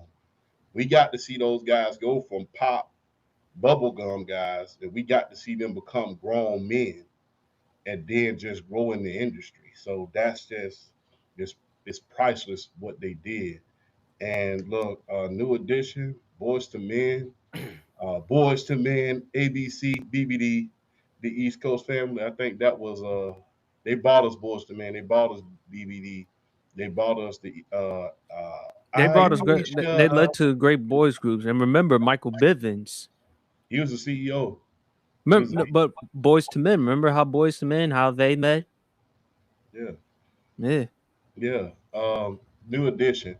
I think one of the hidden gems is "Save Your Love for Me." I'm coming home. Uh, that was on the Any Heartbreak album. If you ever want to, if you ever go on a long vacation, a long business trip, when you listen to Apple Music, sing your girl that song. Say your love for me, I'm coming home. Uh, I said word to the mother. Oh yeah, it feels so good when they yes. finally made the home again. Oh yeah, it feels Feels so so good good. to be back Back where where we we belong. belong. That was a good one. Look, I'm still in love with you. Yes, I I love that one think too. that I think that I don't mean to try to get sensitive. I'm usually very, very jokingly and but sometimes you gotta send your girl a reminder. You gotta give her that reminder. You gotta tell her, girl, I still love you. I'm still in love with you. I'm still bringing you flowers. I'm still googly eyed when I see Do you remember the episode when they were on Family Matters? you. That was Fresh Prince, wasn't it? No, Family Matters. Oh, Family Matters. Okay, I remember the one with Fresh That Prince. was with Belle Biv DeVoe. That was with Bev Him DeVoe. So yeah, I remember that one episode as well. And New then Joe Edition. Marie Payton was singing, Lord have mercy. That Sing, baby. was good. Yeah. Cool It Now was very, very good. It was very, very good. Mr. Telephone Man, as you already said. Man, you got to count me out. You got to count me out. Yep. And then gotta say, man, you cannot talk about New Edition without talking about Can You Stand the Rain? I was Yes. about to say, I You was can't waiting talk on about somebody to that one. say that one. And then if it isn't love, I don't love her. I gotta keep telling myself, but she can see it in my eyes. Shout out to the Seattle Seahawks for doing that dance after a touchdown. Yeah, Yeah. the Shout whole out to the Seattle Seahawks. yeah. I mean, that was that was what was a good one. Maybe she'll take me back. That was good. Man, New Edition, man. And then when you branch out to BBD, everybody talk about Poison, but they don't talk about Dope. Man, that girl is dope. Yes. Woo! Yeah, I remember one comedian had a joke about New Edition, and I'm gonna give him credit. I don't know his name, but if you ever looking at this, just know I give you credit. He said, "Did you see that? Did you see that concert that BBD put on? Was it just me, or did BBD point during the entire concert? They came out, so people used to make fun of New Edition, and I like they revolutionized the game. Them and BBD when they split off. I mean." They was kind of like the Wu-Tang of R&B. They was able to be this damn super group, but they were able to branch off and just be great in their own light. Like when you look at Wu-Tang and you look at damn New Edition, there's really not a big difference other than one does R&B and one does rap. Because each and every last one of those guys, they broke up and then they had success on their own. And Johnny Gill, megastar. Ralph Tresvant, megastar. Bobby Brown was Chris Brown before there was a Chris Brown. Then you had BBD, and then they broke up into different, and they broke up into different ones, into different, and did their own solo albums as well, and then had success on their own. So when you talk about New Edition, they're basically the Wu Tang of R&B. There was this big ass super group who grew up, who we got a chance to see grow up, and they was able to branch off and become successful in their own light. And some of those guys became mega stars, super mega stars. You know, like I said, you can almost stop with Johnny and damn Johnny and Bobby. But you know, those other guys had theirs in their own right. And shout out to Johnny Gill from Phoenix City, right across that bridge. Right across that bridge. He's from the Tri-City area. So I mean, there's a lot of talent down here in the Tri-City area in Columbus and Phoenix City. Joe and damn Johnny Gill is from the Tri-City area, bro. So got to give credit to New Edition. They were able to grow from pop stars to bubblegum rap, and then from bubblegum rap pop stars, and they was able to grow on, get their grown man, and re-evolutionize the business to where you had this, you was hearing R&B songs with this Bomb Squad Public Enemy sound that they had. And it was just crazy. And look, let's just be real. The first, we talk about the Chronic album for obvious reasons. The first group that have done that was BBD. They did it on Hootie Mac. They did it on Hootie Mac. You know, we doing that Hootie Mac. They just, you know, they just didn't know how to say it. You know, we gonna get some of that Hootie Mac going. So I mean, you got to give credit where credit is due. So, got to give Michael Bivins credit because you know he did Boys to Men, he did ABC, some of the most iconic songs. He was responsible for three of the most iconic songs, arguably in history. You had Poison with BBD, you had Motown Philly with Boys to Men, and then you had the song Aisha with ABC. You know how many girls that was born during that time? Man, I can't believe you brought that up, boy. That was the jam. so I mean, but we were still dancing in the 2010s on that damn song, man. Aisha. You know I want you so bad, bro. That was crazy, bro. It was crazy. It was wild. But New Edition got to give credit where credit is due. Like I said, they're the Wu Tang of R&B, a big super group that branched off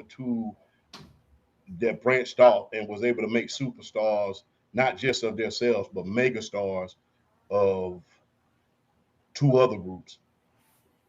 So Absolutely. BRF, man. Whoo, man. I mean, y'all name like pretty much a lot of the new, like, you're cooling now, Mr. Telephone Man. Yeah. Can You Stand the Rain is my favorite all-time New Edition song. But I mean, just even when they were still making, even when they kind of made that comeback, like, you know, in the early 2000s when they did and it's gonna get hot tonight. If man, I love that song, Hot Tonight. Yes. That was a really good song. But yeah, honestly though, I feel like a lot of my favorite songs, or like I probably have more favorite songs of them, like when they like did, like, you know, their individual things, you know, like, you know, Belle Biv DeVoe. Of course, there's Poison, but then there's also Tell Me, you know, When Will I See You Smile Again? That was another really really good song. Um, you know, Johnny Gill solo, like My, Rub You the Right Way, Fair Weather Friend. um, Ralph Tresvant, of course, bro, Sensitivity. I mean, yeah, come on, sensitivity, like it's like one of like you can't sensitivity is just one of those songs that'll probably like it'll never get old. It's always a good song. And we can't forget And Bobby. yeah, come on, man. Bobby probably he was had Chris the. Brown before Chris Brown, I'm dude. saying Bobby probably. I mean, You could Hey, probably say Bobby listen, Brown that probably "Don't had. Be Cruel" album, Yeah, that was the best-selling album in 1989. I yeah. think it what sold like over 7 Bobby, times. Bobby, Bobby should have been like. We should be talking about Bobby Brown like one of the greatest R&B artists. Like his career should have been way more than like what it was. We should be talking about Bobby Brown as one of the greatest to ever do it. And just like my prerogative. Don't be cruel. Um, Every Little Step. every little step. Good lord, the song he did for the Ghostbusters movie, like like we On should be Our talking Own. on our own. Like Bobby The Brown should be, Ghostbusters, yeah. yeah, Bobby Brown should be in the stratosphere when we talk about greatest R&B artist of all time. He should be up there. And Johnny Gill, with Johnny Gill, you know what we haven't even brought up yet? The success that he had with LSG with Keith Sweat and Jared My Levert. body all Come on. over That's your why I body. said they was able to Exactly. branch Yeah. off from Just one able to, big group and make other yeah, super and groups. make other amazing super groups. Yeah, My Body, Curious, Door Number One, like LSG for that little bit of time frame we had the LSG group, boy, they were putting out hits. So yeah, New Edition is like they are definitely one of the most, if they're not the most influential R&B group of all time, they're like up there with like the most influential R&B groups of all time. When you look at when you look at a lot of the groups that we've really had since then that have been inspired by them, whether it's 112 or whether it's Jagged Edge or whether it's, of course, Boys to Men with Michael Bivins. You got Boys to Men out of that. Just so many next, like just so many really good R&B groups that just took influence from New Edition and what they contributed and what they brought to the game as far as musically being so musically inclined, like all of them. So definitely, so new and I'm just glad that part. Like I think what makes me happy about New Edition, they're all still here. Yeah. So Absolutely. that's what makes me happy about New Edition, because the fact that we did not lose Bobby, all the stuff that was going on with him, especially after Whitney Houston passed away, and the fact that he's kind of he's Not just getting him, his Ricky too. Ricky, yeah, exactly, Ricky too. So the fact that they're still here and the fact that they're like talking about their life experiences, but you're giving back, it's just stuff like that is the music fan in me, but that's also just the human in me. The fact that we still have all the members of New Edition still alive and kicking and being able to give something back. I mean, you can't say nothing more about it. Absolutely, man. But that concludes the rest of the Sports PSP podcast, man. Hope everyone enjoyed the fantastic time with the podcast. BRF, any final words? Glad that I was able to get back on here, and yeah, I'll tell everybody, yeah, this was I kind of had a feeling with this being my first episode back. I was probably gonna be with the ish today, and I was kind of with the ish today, but I had fun. It's always fun being here, and I'm glad I'm back. I'm glad, what I'm saying, we're gonna get back to trying, hopefully making this a regular occurrence. Me being on the show. Shout out to PSP. Shout out to Undisputed World Champ. Shout out to everybody. Flag 22. If you see me, hear me, no matter, I gotta salute you. Salute everybody in the pod and grind. It's like I said, you can't speak enough about experiences like this, being able to be on a platform like this and being able to talk and do everything that we do and have fun doing it. Yeah. Now the main thing is getting back in the TikTok game as far as content. Because hey, at the end of the day, life is still gonna life. I'm still doing my thing. Like my little girl's still here. Y'all seen her. She's like the cutest thing ever. She's a menace. She's loud, but you know what? That's my baby, and I love her to death. So you've seen her on here. So what I'm saying, I always got to shout out I got to shout out my Maya every chance I get. But because ultimately at the end of the day, what I'm saying, I'm at the end of the day, she's first in my life. I don't necessarily have to be doing this. I do this because I enjoy to do this. But honestly, at the end of the day, whatever I do is for her. So shout out to her. But and just, if y'all hear me out there, just listen. Just the losses that we've seen in the public eye, like the news stories that we've seen going on and everything. Not just don't just check on your people, but ultimately just make good decisions. Make good decisions, and don't don't put yourself in unwarranted and unwanted situations. Be smart, be kind, be loving, and always just remember at the end of the day, in the words of Cat Williams, the great Cat Williams, be in tune with your star player. So hey, a topic not thought about is a topic not talked about. I'm glad to be back, and I'm ready to get back into it. I love y'all boys, and I'm just like I'm glad to be back up on the back in the spotlight, sharing it with you two brothers. Mm-hmm. Always happy to do it. Big fella. Hey, glad to be back. Um, just glad to be back, man. Glad to be back, um, and it's always a joy to be on the show, man. Always a joy. Always amazing. You can't describe the feeling of getting in front of this camera and talk about stuff that I love, whether it be music, whether it be whether it be music, whether it be the sports, whether it be the WNBA. Shout out to the WNBA, made history tonight. Over 20,996 fans in Montreal tuning in to the Toronto Tempo and Dallas Wings game. That's the Wow. largest regular season attendance in WNBA history. So for all of Wow. y'all who saying nobody watches women's basketball, yeah, be soft and sweet with your words because we might have to serve you with the big spoon for you to eat it later on. So be careful. Shout out to women's basketball, man. One of the best seasons thus far.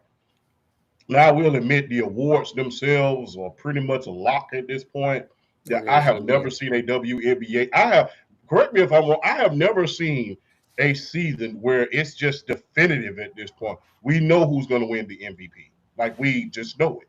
We know who was going to win the most improved player of the year. That's going to be Jessica Shepard. We know who's Hmm. going to win rookie of the year. That's going to be Olivia Miles. I think the only two awards that I'm really worried about is the sixth person of the year and defensive player of the year. Which And you I had ain't Angel gonna. Reese, I I ain't have, gonna but lie. I got Angel Reese's D boy. I knew I that wasn't the only one. I got no, Angel Reese. No, Angel. well, Angel. I think Angel. I think that award.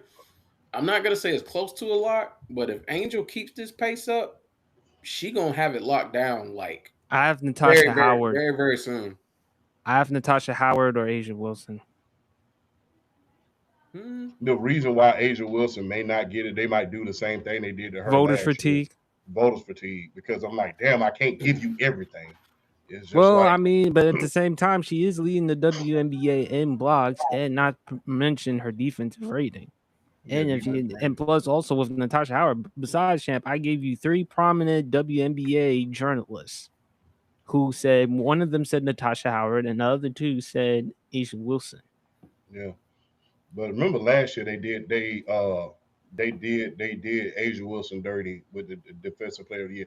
Granted, she had a share of that award, but in my humble opinion, she just should have just won because Atlanta Smith, she's in Dallas right about now, and she ain't doing nada. They gave her $4 million for her to sit down. So enjoy that money because I don't see you getting another contract.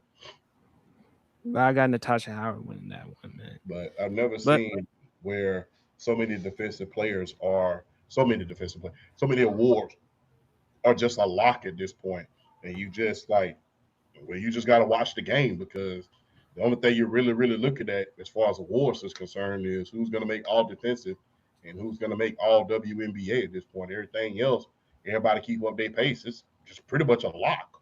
It's like, damn, mhm. okay, like, but I will say this: this is one of the most exciting seasons in history, if not the most exciting, because if the W don't do anything every single night. It's just drama, and I'm glad that because we're not just in the sports business, we're in the entertainment and the story business. So everybody's looking for a story, and when you only got 42 games in a season, it's easy to get a narrative going. Easy to get a narrative. You get the narrative the first game. So I'm just happy to be a part of something special like that. But history definitely was made tonight. And on that note, we're going to wrap up the show. Hope everyone enjoyed a fantastic day. Please, everyone, enjoy the rest of your weekend. If you're going to drink responsibly. Have a good time. Be with friends, be with family. Enjoy the remaining days of the summer. Everyone, y'all stay safe. And that pigskin coming sooner than later. So be on the lookout for the NFL season. And on that note, we is out. Peace.